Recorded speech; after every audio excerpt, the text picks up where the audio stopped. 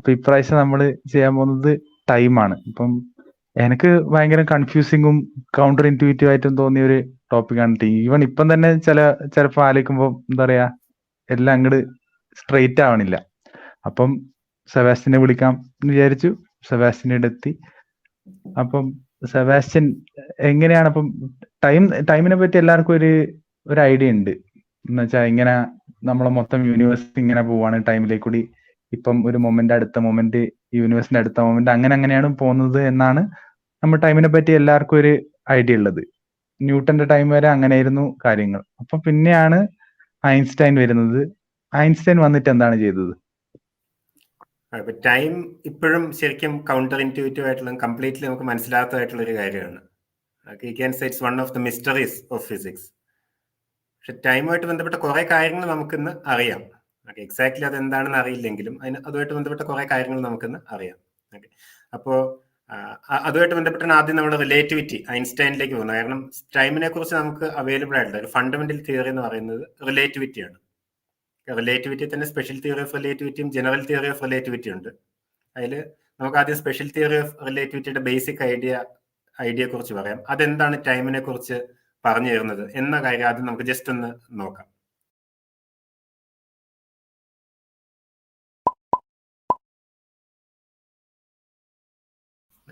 അപ്പോൾ നമ്മൾ ഡിസ്കസ് ചെയ്യാൻ പോകുന്ന കാര്യങ്ങൾ റിലേറ്റിവിറ്റി, ടൈം ആൻഡ് എൻട്രോപ്പി. കാരണം മെയിൻ ആയിട്ടുള്ള നമ്മുടെ ഫോക്കസ് ടൈം ആണെന്ന് പറഞ്ഞു. ടൈമിന്റെ ഒരു സൈഡ് പറയുന്നത് റിലേറ്റിവിറ്റിയാണ്. ടൈം എന്താണെന്ന് എങ്ങനെയാണ് എന്നുള്ളതിനെ കുറിച്ച് നമുക്കിന്ന് അവൈലബിൾ ആയിട്ടുള്ള ഏറ്റവും കറക്റ്റ് ആയിട്ടുള്ള കാര്യങ്ങൾ പറയുന്നത് റിലേറ്റിവിറ്റിയാണ്. അതുപോലെ ടൈമിന് വേറൊരു ആസ്പെക്ട് ഉണ്ട്. അത് ടൈമിന് ഒരു ഡയറക്ഷനാലിറ്റി ഉണ്ട് എന്നുള്ളതാണ്. പാസ്റ്റിൽ നിന്ന് ഫ്യൂച്ചറിലേക്ക്, പാസ്റ്റ് കഴിഞ്ഞു പോയതും ഫ്യൂച്ചർ വരാനിരിക്കുന്നതും അങ്ങനെ ഒരു ഡയറക്ഷനാലിറ്റി സമയത്തിനുണ്ട്. അതിനെക്കുറിച്ച് പറയുന്നതാണ് എൻട്രോപ്പി. ടൈമിനെ കുറിച്ച് മനസ്സിലാക്കണമെങ്കിൽ നമുക്ക് ആദ്യം റിലേറ്റിവിറ്റി സ്റ്റാർട്ട് ചെയ്യാം. ഫണ്ടമെന്റലി ടൈമിനെ കുറിച്ച് നമുക്ക് അറിയാവുന്ന കാര്യങ്ങൾ എന്തൊക്കെയാണെന്ന് നോക്കാം. അത് കഴിഞ്ഞ് അതിന്റെ ഡയറക്ഷനാലിറ്റി വരുന്നത് എവിടെ നിന്നാണ് എന്ന കാര്യം നോക്കാം. അപ്പൊ ടൈം എന്താണെന്ന് മനസ്സിലാക്കാൻ അറ്റ്ലീസ്റ്റ് റിലേറ്റിവിറ്റിയും ഈ എൻട്രോപ്പി ഈ രണ്ട് കോൺസെപ്റ്റും ആവശ്യമാണ്. നമുക്ക് കുറെ കാര്യങ്ങൾ മനസ്സിലാക്കാം, പക്ഷെ മുഴുവനായിട്ട് നമുക്ക് അറിയില്ല. അതാണ് മുഴുവനായിട്ട് കംപ്ലീറ്റ് ആയിട്ട് നമുക്കത് ഫണ്ടമെന്റലി അറിയില്ല എന്നുള്ളതാണ്. ഓക്കെ, അപ്പൊ റിലേറ്റിവിറ്റി സ്റ്റാർട്ട് ചെയ്യാം. റിലേറ്റിവിറ്റി നമ്മൾ സാധാരണ സ്റ്റാർട്ട് ചെയ്യുന്നത് റിലേറ്റിവിറ്റിയുടെ രണ്ട് പോസ്റ്റുലേറ്റ്സ് വെച്ചാണ്. അതായത് ബേസിക് ഈ രണ്ട് കാര്യങ്ങൾ ശരിയാണ് എന്ന് നമ്മൾ അക്സെപ്റ്റ് ചെയ്യുകയാണെങ്കിൽ everything else follows from it. അപ്പൊ അതിൽ ആദ്യത്തേത് റിലേറ്റിവിറ്റി പോസ്റ്റുലേറ്റ് ആണ്. The laws of physics are the same in every inertial reference frame.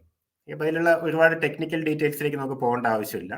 Basically ഇത് പറയുന്നത് ഫിസിക്സിലെ നിയമങ്ങളുടെ ഒരു അണ്ടർലൈങ് ആയിട്ടുള്ള സിമെട്രിയെ കുറിച്ചാണ്. ഇത് വളരെ എളുപ്പത്തിൽ നമുക്ക് മനസ്സിലാക്കാവുന്നതേ ഉള്ളൂ. ഉദാഹരണത്തിന് നമ്മൾ ഔട്ടർ സ്പേസിലാണെന്ന് കരുതുക. ഏതെങ്കിലും ഗ്രാവിറ്റേഷണൽ ഫീൽഡിൽ നിന്നൊക്കെ വളരെ അകലെ ഔട്ടർ സ്പേസിലാണെന്ന് കരുതുക. ഓക്കെ, ഔട്ടർ സ്പേസിൽ നമ്മളൊരു സ്പേസ് ക്രാഫ്റ്റിലാണ്. നമുക്ക് പുറമേ എന്നുള്ള ഇൻഫർമേഷൻ ഒന്നും ആക്സസിബിൾ അല്ല. അതിൻ്റെ ഉള്ളിൽ നടത്താവുന്ന എക്സ്പെരിമെന്റ്സേ ഉള്ളൂ. അപ്പൊ ഇതിൽ പറയുന്ന ആദ്യത്തെ പോസ്റ്റുലേറ്റ് പറയുന്നത് നമ്മൾ ഈ സ്പേസ് ക്രാഫ്റ്റിന്റെ ഉള്ളിൽ വെച്ച് നടത്തുന്ന ഏതൊരു എക്സ്പെരിമെന്റ് വഴിയും നമ്മൾ ആക്ച്വലി മൂവ് ചെയ്യുന്നുണ്ടോ ഇല്ലയോ എന്ന് നമുക്ക് മനസ്സിലാക്കാൻ കഴിയില്ല എന്നുള്ളതാണ്. We cannot determine whether we are moving or not എന്നുള്ളതാണ്. അപ്പൊ ഏത് സ്പേസ്ഷിപ്പിൽ പോയി നടത്തുന്ന എക്സ്പെരിമെന്റും എർത്തിൽ നടത്തുന്ന എക്സ്പെരിമെന്റും തമ്മിൽ വ്യത്യാസങ്ങളൊന്നും ഉണ്ടാകാൻ പോകുന്നില്ല. ഈ കോണ്ടെക്സ്റ്റിലില്ല. ഗ്രാവിറ്റിയുടെ വ്യത്യാസമുണ്ട്. അതുകൊണ്ടാണ് നമ്മൾ ഔട്ടർ സ്പേസിലേക്ക് കൊണ്ടുപോയത്. തൽക്കാലം നമ്മൾ ഗ്രാവിറ്റിയെ കുറിച്ച് പറയുന്നില്ല. ഗ്രാവിറ്റി ഒഴിവാക്കിയിട്ടുള്ള സിസ്റ്റമാണ് പറയുന്നത്. അപ്പൊ നമ്മളൊരു ട്രെയിനിലെ കാര്യം ഇമാജിൻ ചെയ്യുകയാണെങ്കിലും ട്രെയിനിൽ നമ്മൾ കോൺസ്റ്റന്റ് സ്പീഡിൽ ഒരു പെർട്ടിക്കുലർ ഡയറക്ഷനിൽ നീങ്ങിക്കൊണ്ടിരിക്കുകയാണ്. ഈ ട്രെയിനിന്റെ ഷട്ടറൊക്കെ അടച്ചിട്ടുണ്ട്. ഒരു പ്രത്യേകതരം ട്രെയിനാണ്. നമുക്ക് എല്ലാ തരത്തിലുള്ള അപ്പാരറ്റസ് അവിടെ ഉണ്ട്. ഏത് തരത്തിലുള്ള എക്സ്പെരിമെന്റ്സ് വേണമെങ്കിലും നടത്തി നോക്കാവുന്ന അപ്പാരറ്റസ് ഉണ്ട്. വേണമെങ്കിൽ സിമ്പിൾ പെൻഡിൽ എടുത്ത് നോക്കാം, അതിന്റെ പീരിയഡ് നോക്കാം. ഓക്കെ, അല്ലെങ്കിൽ വേണമെങ്കിൽ വേറെ ഒബ്സർവ് ചെയ്യാവുന്ന പല കാര്യങ്ങളും ഇതിൻ്റെ ഉള്ളിൽ തന്നെ അറേഞ്ച് ചെയ്തിട്ടുണ്ട്.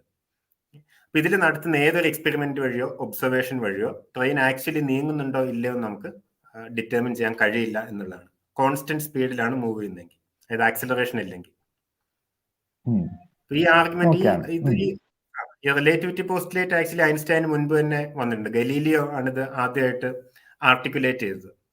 അപ്പൊ ഗലീലിയോയുടെ റൈറ്റിംഗ് നല്ല രസമാണ് ഇതിനെക്കുറിച്ച്. അപ്പൊ ഇദ്ദേഹം പറയുന്ന ഒരു ഷിപ്പ് ഇമാജിൻ ചെയ്യാനാണ്. സാൽവിയാറ്റിസ് ഷിപ്പ് എന്നാണ് ഇത് അറിയപ്പെടുന്നത്. അപ്പൊ ഇദ്ദേഹത്തിന്റെ ഡിസ്ക്രിപ്ഷൻ ചെയ്യണം. ഷിപ്പിന്റെ ഉള്ളിൽ നിങ്ങൾക്ക് ഒരു പൂന്തോട്ടമുണ്ട്, പലതരത്തിലുള്ള അറേഞ്ച്മെന്റ്സ് ഉണ്ട്, പൂമ്പാറ്റകളുണ്ട്. ഓക്കെ, നിങ്ങൾക്ക് വേണമെങ്കിൽ കടലാസും പേനയുണ്ട്, നിങ്ങൾക്ക് എഴുതി നോക്കാം. അപ്പൊ അതിന്റെ ഉള്ളിൽ ഈ ഷിപ്പിന് വേറെ എന്താണ് ആക്സലറേഷൻ ഒന്നും ഇല്ലെങ്കിൽ, ആക്സലറേഷൻ എന്ന് പറഞ്ഞാൽ ഈ ഷിപ്പിന്റെ ഉള്ളിൽ നടത്തുന്ന എക്സ്പെരിമെന്റ്സ്, ഷിപ്പിന്റെ ഉള്ളിലുള്ള ലോകം എന്ന് പറയുന്നത് നമ്മൾ ആക്ച്വലി നമ്മുടെ വീടിന് മുമ്പിലുള്ള പൂന്തോട്ടത്തിൽ ഇരിക്കുന്ന പോലെ തന്നെ ആയിരിക്കും എന്നുള്ളതാണ്. സിമെട്രിയാണ്, ഫിസിക്സിലെ നിയമങ്ങളുടെ ഒരു സിമെട്രി ആണെന്ന് പറയും. ഈ ഫിസിക്സിലെ നിയമങ്ങൾ ഇവിടെയാണെങ്കിലും സെയിം ആണ്, കോൺസ്റ്റന്റ് സ്പീഡിൽ മൂവ് ചെയ്യുന്ന ഒരു ട്രെയിനിന്റെ ഉള്ളിലാണെങ്കിലും സെയിം ആണെന്നുള്ളത്. ഡിഫറെന്റ് ആയിരുന്നെങ്കിൽ നമുക്ക് ഈ ഫിസിക്സ് എക്സ്പെരിമെന്റ്സ് വഴി ഇത് ഡിറ്റർമിൻ ചെയ്യാൻ കഴിയുമായിരുന്നു. ഇതാണ് ആദ്യത്തെ പോസ്റ്റുലേറ്റ്. അത് ഓക്കെ ആണെന്ന് തോന്നുന്നു. നമ്മൾ ട്രെയിനിലൊക്കെ കിടന്നുറങ്ങുകയാണെങ്കിൽ മനസ്സിലാവും. ഇടയ്ക്ക് എണീക്കുകയാണെങ്കിൽ ട്രെയിൻ ആക്ച്വലി നിർത്തിയിട്ടിരിക്കുകയാണോ നീങ്ങുന്നുണ്ടോ നമുക്ക് മനസ്സിലാക്കാൻ കഴിയില്ല. രാത്രി ഉറങ്ങിയിട്ടില്ലേ, പലരും എക്സ്പീരിയൻസ് ചെയ്തിട്ടുള്ളതായിരിക്കും.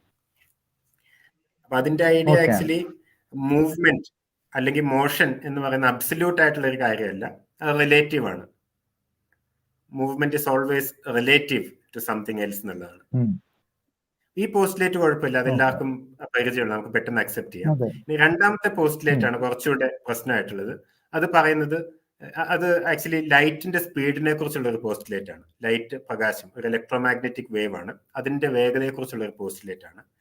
ഇനി അങ്ങോട്ട് നമ്മൾ ലൈറ്റിന്റെ വേഗത എന്ന് പറയുമ്പോൾ വാക്വത്തിലുള്ള ലൈറ്റിന്റെ വേഗതയെ കുറിച്ചാണ് പറയുന്നത്. നമുക്ക് അതൊന്ന് ഓർമ്മിച്ചാണ്. നമ്മൾ എല്ലാ സമയത്തും speed of light in vacuum എന്ന് പറയില്ല, പക്ഷെ സ്പീഡ് ഓഫ് ലൈറ്റ് എന്ന് പറഞ്ഞാൽ നമ്മൾ ഉദ്ദേശിക്കുന്നത് വാക്വത്തിലുള്ള പ്രകാശത്തിന്റെ വേഗതയെ കുറിച്ചാണ്. ഈ പോസ്റ്റുലേറ്റ് പറയുന്നത് the speed of light in vacuum, അത് റഫായിട്ട് വേഗം പറയാം, അതിന്റെ എക്സാക്റ്റിലേക്ക് പോകണ്ട. അതായത് പ്രകാശത്തിന്റെ വേഗത, വാക്വത്തിലുള്ള പ്രകാശത്തിന്റെ വേഗത എന്ന് പറയുന്നത് ഏതൊരു ഒബ്സർവറിനെ സംബന്ധിച്ചും സെയിം ആയിരിക്കും എന്നുള്ളതാണ്. ഇത് മനസ്സിലാക്കണമെങ്കിൽ ജസ്റ്റ് ഇത് നമുക്ക് ഈ രീതിയിൽ നോക്കാം. അതായത് നമ്മൾ രണ്ട് ട്രെയിൻസ് ഉണ്ടെന്ന് കരുതുക. ഒരെണ്ണം വി എന്നുള്ള സ്പീഡിൽ ഒരു പെർട്ടിക്കുലർ ഡയറക്ഷനിൽ മൂവ് ചെയ്യാണ്. ഇതിന് പാരലായിട്ട് വേറെ ട്രെയിൻ ഉണ്ട്, ഇതും വി എന്നുള്ള സ്പീഡിൽ മൂവ് ചെയ്യാണ്. അപ്പൊ വി എന്നുള്ള സ്പീഡിൽ മൂവ് ചെയ്യാന്ന് പറയുമ്പോൾ പ്ലാറ്റ്ഫോമിനെ അപേക്ഷിച്ചാണ് മൂവ് ചെയ്യുന്നതെന്നാണ് നമ്മൾ മനസ്സിലാക്കുന്നത്. പ്ലാറ്റ്ഫോമിനെ അപേക്ഷിച്ച് ഈ രണ്ട് ട്രെയിനും വി എന്നുള്ള സ്പീഡിലാണ് മൂവ് ചെയ്യുന്നത്. ഓക്കെ, അപ്പൊ നമുക്ക് വേറെ ചോദ്യം ചോദിക്കാം. ഈ ട്രെയിൻ എ, ട്രെയിൻ ബി എന്ന് വിളിക്കാം. ട്രെയിൻ എ അപേക്ഷിച്ച് ട്രെയിൻ ബിയുടെ സ്പീഡ് എന്താണെന്ന് ചോദിക്കാം. ഓക്കെ, അപ്പൊ അത് നമ്മൾ നോക്കുകയാണെങ്കിൽ 0 ആണ്. ട്രെയിൻ എ അപേക്ഷിച്ച് ട്രെയിൻ ബി നീങ്ങുന്നില്ല. നമ്മളിപ്പോ ട്രെയിൻ എയുടെ ഇവിടെ വിൻഡോയുടെ അവിടെ ഒരാൾ ഇരിക്കുന്നുണ്ടെങ്കിൽ ട്രെയിൻ ബിയുടെ വിൻഡോയുടെ ഇവിടെ വേറെ ആൾ ഇരിക്കുന്നുണ്ടെങ്കിൽ അവർക്ക് മുഖത്തോട് മുഖം നോക്കിയിരിക്കാം, അവർക്ക് പരസ്പരം അകന്നു പോകുന്നില്ല. കാരണം പ്ലാറ്റ്ഫോമിനെ അപേക്ഷിച്ച് രണ്ടുപേർ ഒരേ സ്പീഡിലാണ് മൂവ് ചെയ്യുന്നത്. അപ്പൊ ഇനി ഇത് ഒരേ സ്പീഡല്ല, വേറെ, അതായത് നമ്മൾ ആക്ച്വലി ട്രെയിൻ എ അപേക്ഷിച്ചുള്ള ട്രെയിൻ ബിയുടെ സ്പീഡ് എന്ന് പറയുന്നത് പ്ലാറ്റ്ഫോമിനെ അപേക്ഷിച്ചുള്ള ഇവരുടെ സ്പീഡ്സിന്റെ ഡിഫറൻസ് ആണ്, അല്ലെ? ഒരേ ഡയറക്ഷനിലാണ് മൂവ് ചെയ്യുന്നത്. ട്രെയിൻ ബിയുടെ സ്പീഡ് V1 എന്നും ട്രെയിൻ 2ന്റെ സ്പീഡ് V2, അല്ലെ ട്രെയിൻ എയുടെ സ്പീഡ് V2 എന്നാണ് എടുക്കുന്നതെങ്കിൽ അപ്പൊ ജസ്റ്റ് V2 എന്നുള്ളത് V1-നേക്കാളും കുറവാണെന്ന് അസ്യൂം ചെയ്യാം. അങ്ങനെയുള്ള ഒരു സിറ്റുവേഷൻ ആണെങ്കിൽ നമുക്ക് ഇതേ ചോദ്യം ചോദിക്കാം. ട്രെയിൻ എ അപേക്ഷിച്ച്, അതായത് ട്രെയിനിലുള്ള ഒബ്സർവർ ട്രെയിൻ ബിയുടെ സ്പീഡ് മെഷർ ചെയ്യണമെങ്കിൽ അത് എന്തായിരിക്കുന്നത്? നമുക്ക് ഇൻറ്റ്യൂറ്റീവ്ലി മനസ്സിലാവുന്ന കാര്യം ഇത് V1 - V2 ആയിരിക്കണം എന്നുള്ളതാണ്. അതെ, ഓക്കെ, ശരിയല്ലേ? അത് ക്ലിയർ ആണ്, അത് കൂടുതൽ എക്സ്പ്ലനേഷൻ ആവശ്യമില്ലല്ലോ. ക്ലിയർ ആണ്, വേണ്ട, ആവശ്യമില്ല. അപ്പൊ ഈ രണ്ടാമത്തെ പോസ്റ്റുലേറ്റ് പറയുന്നത് ലൈറ്റിന്റെ സ്പീഡിന്റെ കാര്യത്തിൽ, വാക്വത്തിലുള്ള ലൈറ്റിന്റെ സ്പീഡിന്റെ കാര്യത്തിൽ ഇത് ശരിയല്ല എന്നുള്ളതാണ്. ആക്ച്വലി ഒരിടത്തും ശരിയല്ല, പക്ഷെ ഇൻറ്റ്യൂഷൻ കംപ്ലീറ്റ്ലി ശരിയല്ല എന്നുള്ളതാണ്. ഉദാഹരണത്തിന് ഈ പോസ്റ്റുലേറ്റ് പറയുന്നത് നമ്മളൊരു ഫ്ലാഷ് ഓഫ് ലൈറ്റ് ഇവിടുന്ന് സ്റ്റാർട്ട് ചെയ്യാണ്. ലൈറ്റിനെ ഞാൻ ഇങ്ങനെ റെപ്രസെന്റ് ചെയ്യും, ഫ്ലാഷ് സ്റ്റാർട്ട് ചെയ്യാണ്. ലൈറ്റിന്റെ സ്പീഡ് മെഷർ ചെയ്തിട്ടുണ്ട്, അത് 3 × 10⁸ മീറ്റർ/സെക്കൻഡ് ആണ് ഏകദേശം. So will call it as c. ഇനി ഇത് പാരലായിട്ട്, അപ്പൊ നമുക്ക് 3 × 10⁻⁻⁷ മീറ്റർ/സെക്കൻഡ് തന്നെ എടുക്കാം. ഓക്കെ, ഇനി ഇതിന് പാരലായിട്ട് നമ്മൾ ഹൈ സ്പീഡ് റോക്കറ്റും അതേ സമയത്ത് തന്നെ സ്റ്റാർട്ട് ചെയ്യാണ്. ഇതിന്റെ സ്പീഡ് 2 × 10⁸ മീറ്റർ/സെക്കൻഡ് v ആണെന്ന് കരുതുക. അപ്പൊ ചോദ്യം ഇതാണ്, നമ്മുടെ ലാബോറട്ടറി അപേക്ഷിച്ച് ഈ ലൈറ്റിന്റെ സ്പീഡ് 3 × 10⁸ മീറ്റർ/സെക്കൻഡ് ആണെങ്കിൽ ഈ v എന്നുള്ള സ്പീഡിൽ മൂവ് ചെയ്യുന്ന റോക്കറ്റിനെ അപേക്ഷിച്ച് ലൈറ്റിന്റെ സ്പീഡ് എന്താണെന്നുള്ളതാണ്. നമ്മൾ നേരത്തെ പറഞ്ഞ റീസണിങ് അനുസരിച്ച് ഇത് c - v ആയിരിക്കണം എന്നാണ് നമ്മൾ കരുതുന്നത്. അതെ, അപ്പോൾ അങ്ങനെയല്ല എന്നാണ് ഈ രണ്ടാമത്തെ പോസ്റ്റുലേറ്റ് പറയുന്നത്. ഈ റോക്കറ്റിനെ അപേക്ഷിച്ചും ലൈറ്റിന്റെ സ്പീഡ് സി തന്നെ ആയിരിക്കും എന്നുള്ളതാണ് സെക്കൻഡ് പോസ്റ്റുലേറ്റ് പറയുന്നത്. ഏതൊരു ഒബ്സർവറിനെ സംബന്ധിച്ചും ലൈറ്റിന്റെ സ്പീഡ് സി എന്നുള്ള തന്നെയായിരിക്കും, 3 × 10⁸ മീറ്റർ/സെക്കൻഡ് തന്നെ ആയിരിക്കും എന്നുള്ളതാണ് രണ്ടാമത്തെ പോസ്റ്റുലേറ്റ് പറയുന്നത്. ഓക്കെ, ഇപ്പൊ ഇവിടെയാണ് ഒരു വിയർഡ്നെസ് വരുന്നത്. എങ്ങനെ?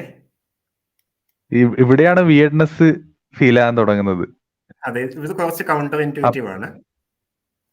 അതെ, അപ്പൊ അപ്പൊ ഈ രണ്ട് ലാബ് ഉണ്ടെങ്കിൽ രണ്ട് ലാബും ഓപ്പോസിറ്റ് ഡയറക്ഷനിലേക്കാണ് പോകുന്നത്. എന്നിട്ട് അവര് ഈ ഒരേ ലൈറ്റിന്റെ റേ മെഷർ ചെയ്താലും അവർക്ക് കിട്ടാൻ പോകുന്നത് സ്പീഡ് സി തന്നെ ആയിരിക്കും. എക്സാക്ട്ലി, അതെ, അത് തന്നെയായിരിക്കും. ഓക്കെ, അപ്പൊ അതായത് ഈ ഫോർമുല അതെങ്ങനെയാണ് എങ്ങനെ അല്ല അതെങ്ങനെയാണ് കണ്ടുപിടിച്ചത്? എങ്ങനെയാണ് ആ ഐഡിയ വന്നത്? അത് ചിന്തിക്കാനുള്ള കാരണം? അതിനൊരു ഹിസ്റ്ററി ഉണ്ട്. അത് മുഴുവൻ വേണം നമുക്ക് പറയാൻ ശ്രമിക്കാം. ആവശ്യമില്ല പിന്നെ കട്ട് ചെയ്ത് കളഞ്ഞാൽ മതി. അതെ, ഓക്കെ, പറയാൻ ശ്രമിക്കാം. അപ്പൊ അതായത് അത് ഇൻട്രസ്റ്റിംഗ് ആണ്. അത് തന്നെ പറയാൻ കുറെ ഉണ്ട് ആക്ച്വലി. ഇപ്പൊ ഏകദേശം ഐൻസ്റ്റൈൻ എങ്ങനെയായിരിക്കാം ഈ ഒരു ഇതിലേക്ക് എത്തിയത് എന്നുള്ളത് നമുക്ക് മനസ്സിലാക്കാൻ ശ്രമിക്കാവുന്നതേ ഉള്ളൂ. അപ്പൊ ഇത് ഐൻസ്റ്റൈന്റെ ബയോഗ്രഫിയിൽ പറയുന്ന ഇൻട്രസ്റ്റിംഗ് ആയിട്ടുള്ള കാര്യമുണ്ട്. ഏകദേശം 17 വയസ്സുള്ളപ്പോൾ ഐൻസ്റ്റൈന്റെ ഒരു ചിന്താ പരീക്ഷണം, ഐൻസ്റ്റൈൻ പല ചിന്താ പരീക്ഷണങ്ങൾ ഇങ്ങനെ നടത്തും. ഗെഡാങ്കൻ എന്ന് പറയല്ലേ, തോട്ട് എക്സ്പെരിമെന്റ്. 17 വയസ്സുള്ളപ്പോൾ ഐൻസ്റ്റൈൻ നടത്തിയ ഒരു തോട്ട് എക്സ്പെരിമെന്റിനെ കുറിച്ച് ഇത് ബയോഗ്രഫിയിൽ പറയുന്നുണ്ട്. അത് പറയുന്ന കാര്യം, പ്രകാശത്തിന്റെ ഒരു പ്രകാശ രശ്മിയുടെ പാരലായിട്ട്, ഒരു പ്രകാശരശ്മിക്ക് സമാന്തരമായിട്ട്, ഒരു ലൈറ്റ് ബീമിന് പാരലായിട്ട് അതേ സ്പീഡിൽ പോയി കഴിഞ്ഞാൽ എന്തായിരിക്കും കാണാൻ കഴിയുക എന്നുള്ളത്. ഇത് ഇവിടെ നമ്മൾ വി എന്നുള്ള സ്പീഡാണ് എടുത്തത്. പക്ഷെ 3 × 10⁸ മീറ്റർ/സെക്കൻഡ് എന്നുള്ള സ്പീഡിൽ തന്നെ ഈ ലൈറ്റിന് പാരലായിട്ട് നമ്മൾ മൂവ് ചെയ്യുകയാണെങ്കിൽ എന്തായിരിക്കും കാണാൻ കഴിയുക എന്നുള്ളത് ഐൻസ്റ്റൈൻ്റെ തോട്ട് എക്സ്പെരിമെന്റിലൂടെ ചിന്തിക്കുന്നുണ്ട്. ഓക്കെ, ഇങ്ങനെ ചിന്തിക്കാനുള്ള കാരണം നമുക്ക് അത് ചിന്തിക്കാനുള്ള കാരണം മനസ്സിലാണെങ്കിൽ ഐൻസ്റ്റൈൻ അന്ന് എന്തൊക്കെ പഠിച്ചിരുന്നു നമ്മൾ മനസ്സിലാക്കണം. അപ്പൊ ഇതില് നമുക്ക് ആദ്യം ന്യൂട്ടണിൽ നിന്ന് തുടങ്ങാം. ഓക്കെ, നമുക്ക് newton, let start with newton. ഇപ്പൊ ന്യൂട്ടൺ ലോകത്തെ കുറിച്ച് പറഞ്ഞത് world is made up of material particles. അപ്പൊ ന്യൂട്ടന്റെ വേൾഡിൽ പാർട്ടിക്കിൾസ് ആണുള്ളത്. ഈ പാർട്ടിക്കിൾസിൽ ചില ഫോഴ്സസ് ആക്ട് ചെയ്യുന്നുണ്ട്. ഈ ഫോഴ്സ് നമുക്ക് അറിയുകയാണെങ്കിൽ ഇതിന്റെ ഡൈനാമിക്സ് നമുക്ക് മനസ്സിലാക്കാന്നുള്ളതാണ്. പക്ഷെ കുറച്ചു കാലം കഴിഞ്ഞപ്പോൾ തന്നെ മനസ്സിലായി ലോകത്ത് പാർട്ടിക്കിൾസ് മാത്രമല്ല വേറൊരു തരം എൻറ്റിറ്റീസും കൂടെ ഉണ്ട്. ഇതിനെ ഫീൽഡ്സ് എന്നാണ് വിളിച്ചത്. ഫീൽഡ്സ് ഉണ്ട് എന്നുള്ള കാര്യം നമുക്ക് പൊതുവെ അത് നമ്മൾ പലപ്പോഴും എക്സ്പീരിയൻസ് ചെയ്തിട്ടുണ്ടാകും. പ്രത്യേകിച്ചും മാഗ്നറ്റ്സ് കൊണ്ട് കുട്ടിക്കാലത്തെങ്കിലും ആൾക്കാർ കളിച്ചിട്ടുണ്ടാവും. അപ്പൊ നമ്മള് ഒരേ പോളാണ് അടുത്തേക്ക് കൊണ്ടിരുന്നെങ്കിൽ അത് തമ്മിൽ അത് ടച്ച് ചെയ്യുന്നതിന് മുമ്പ് തന്നെ ഒപ്പോസ് ചെയ്യുന്ന ഒരു ഫോഴ്സ് ഉള്ളതായിട്ട് നമുക്ക് കാണാൻ കഴിയും. ഓക്കെ, ഒരു റിപ്പൽഷൻ ഉള്ളതായിട്ട് കാണാൻ കഴിയും ഈവൻ ബിഫോർ ടച്ചിങ്. ഇപ്പൊ ന്യൂട്ടന്റെ കാലത്തുള്ള ഫോഴ്സസ് എല്ലാം കോൺടാക്ട് ഫോഴ്സസ് ആണ്. ഒരു പുഷ് അല്ലെങ്കിൽ പുൾ എന്ന് പറയും, കോൺടാക്ട് ഫോഴ്സസ് ആണ്. പക്ഷെ ഇവിടെ ഇത് കോൺടാക്ട് ചെയ്യുന്നതിന് മുമ്പ് തന്നെ ഇതിന്റെ ഇടയിൽ നമുക്കൊരു റിപ്പൽഷൻ ഫീൽ ചെയ്യാൻ കഴിയും. അപ്പൊ നമുക്ക് ആക്ച്വലി ഫീൽ ചെയ്യുന്ന കാര്യമാണ് there is something in between എന്നൊരു ഫീലിംഗ് നമുക്കുണ്ട്. ഈ സംതിങ് ആണ് field, there is magnetic field. ഈ മാഗ്നറ്റിക് ഫീൽഡ് നമ്മൾ ഡയറക്റ്റ് ആയിട്ട് എക്സ്പീരിയൻസ് ചെയ്തിട്ടുള്ള കാര്യമാണ്. മാഗ്നറ്റിക് ഫീൽഡ് പോലെ തന്നെ ഇലക്ട്രിക് ഫീൽഡ്സ് ഉണ്ട്. അപ്പൊ മൊത്തത്തിൽ നമ്മൾ ജനറലി ഇതിനെ ഇലക്ട്രോമാഗ്നറ്റിക് ഫീൽഡ്സ് എന്ന് വിളിക്കും. ഓക്കെ, അപ്പൊ ഈ ഇലക്ട്രോമാഗ്നറ്റിക് ഫീൽഡ്സിനെ ഗവേൺ ചെയ്യുന്ന നിയമങ്ങൾ ഇത് മാക്സ്വെൽസ് ഇക്വേഷൻസ് എന്നാണ് അറിയപ്പെടുന്നത്. മാക്സ്വെൽസ്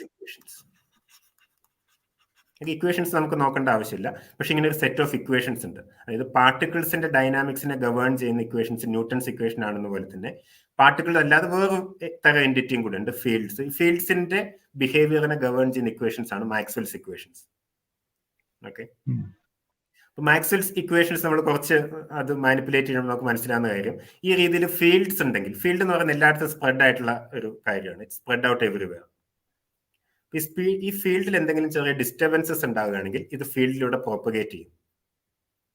ഇത് ഒബ്വിയസ് ആണ്. നമ്മൾ വെള്ളത്തിൽ ഒരു കല്ലിടുകയാണെങ്കിൽ അതിൽ വാട്ടർ വേവ്സ് ഉണ്ടാകുന്ന പോലെ ഫീൽഡിൽ എന്തെങ്കിലും ഒരു ഡിസ്റ്റർബൻസ് ഉണ്ടാവുകയാണെങ്കിൽ അത് ഇലക്ട്രോമാഗ്നറ്റിക് ഫീൽഡിൽ ഡിസ്റ്റർബൻസ് പ്രോപ്പഗേറ്റ് ചെയ്യും. കാരണം ഒരു പോയിന്റിൽ ഉണ്ടാകുന്ന ഡിസ്റ്റർബൻസ് തൊട്ടടുത്ത പോയിന്റിലുള്ള ഡിസ്റ്റർബൻസിന് കാരണം അങ്ങനെ അത് പ്രോപ്പഗേറ്റ് ചെയ്യും.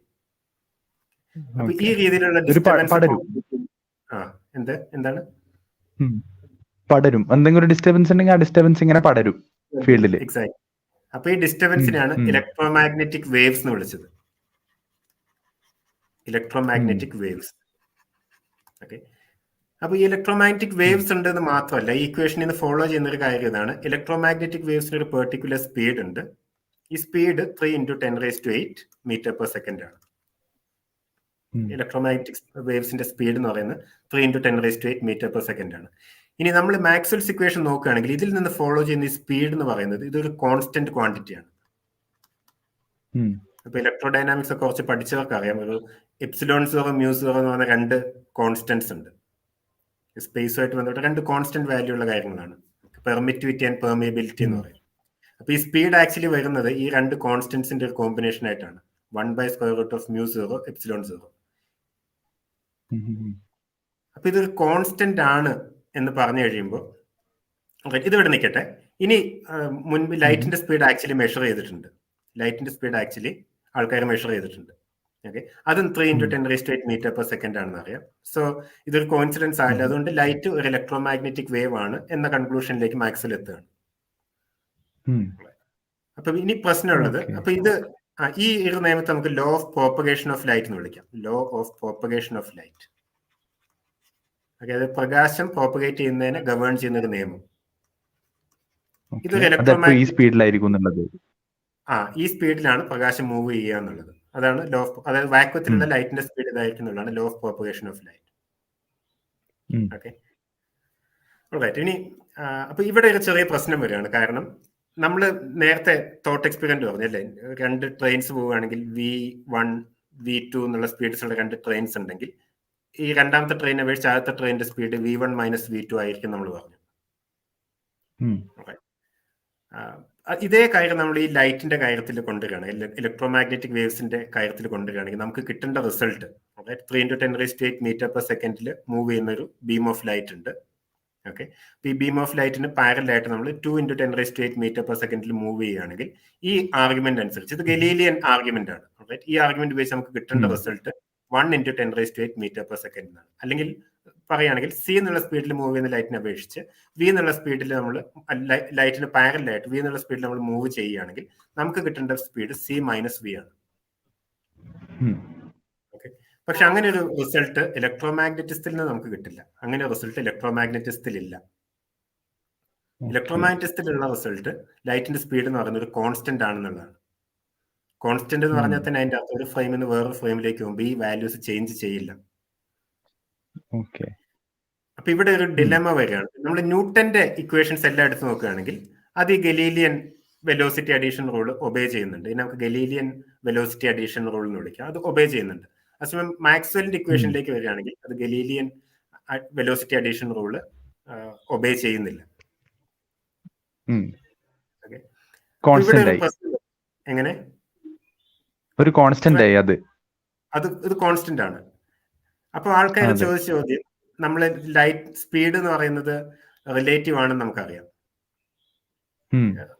അത് ഓൾറെഡി അറിയാവുന്ന കാര്യമാണ്. അപ്പൊ ചോദിച്ച കാര്യം, ശരി, നിങ്ങൾ പറയുന്നുണ്ട് speed of light 3 × 10⁸ metre per second ആണ് നിങ്ങൾ പറയുന്നുണ്ട്.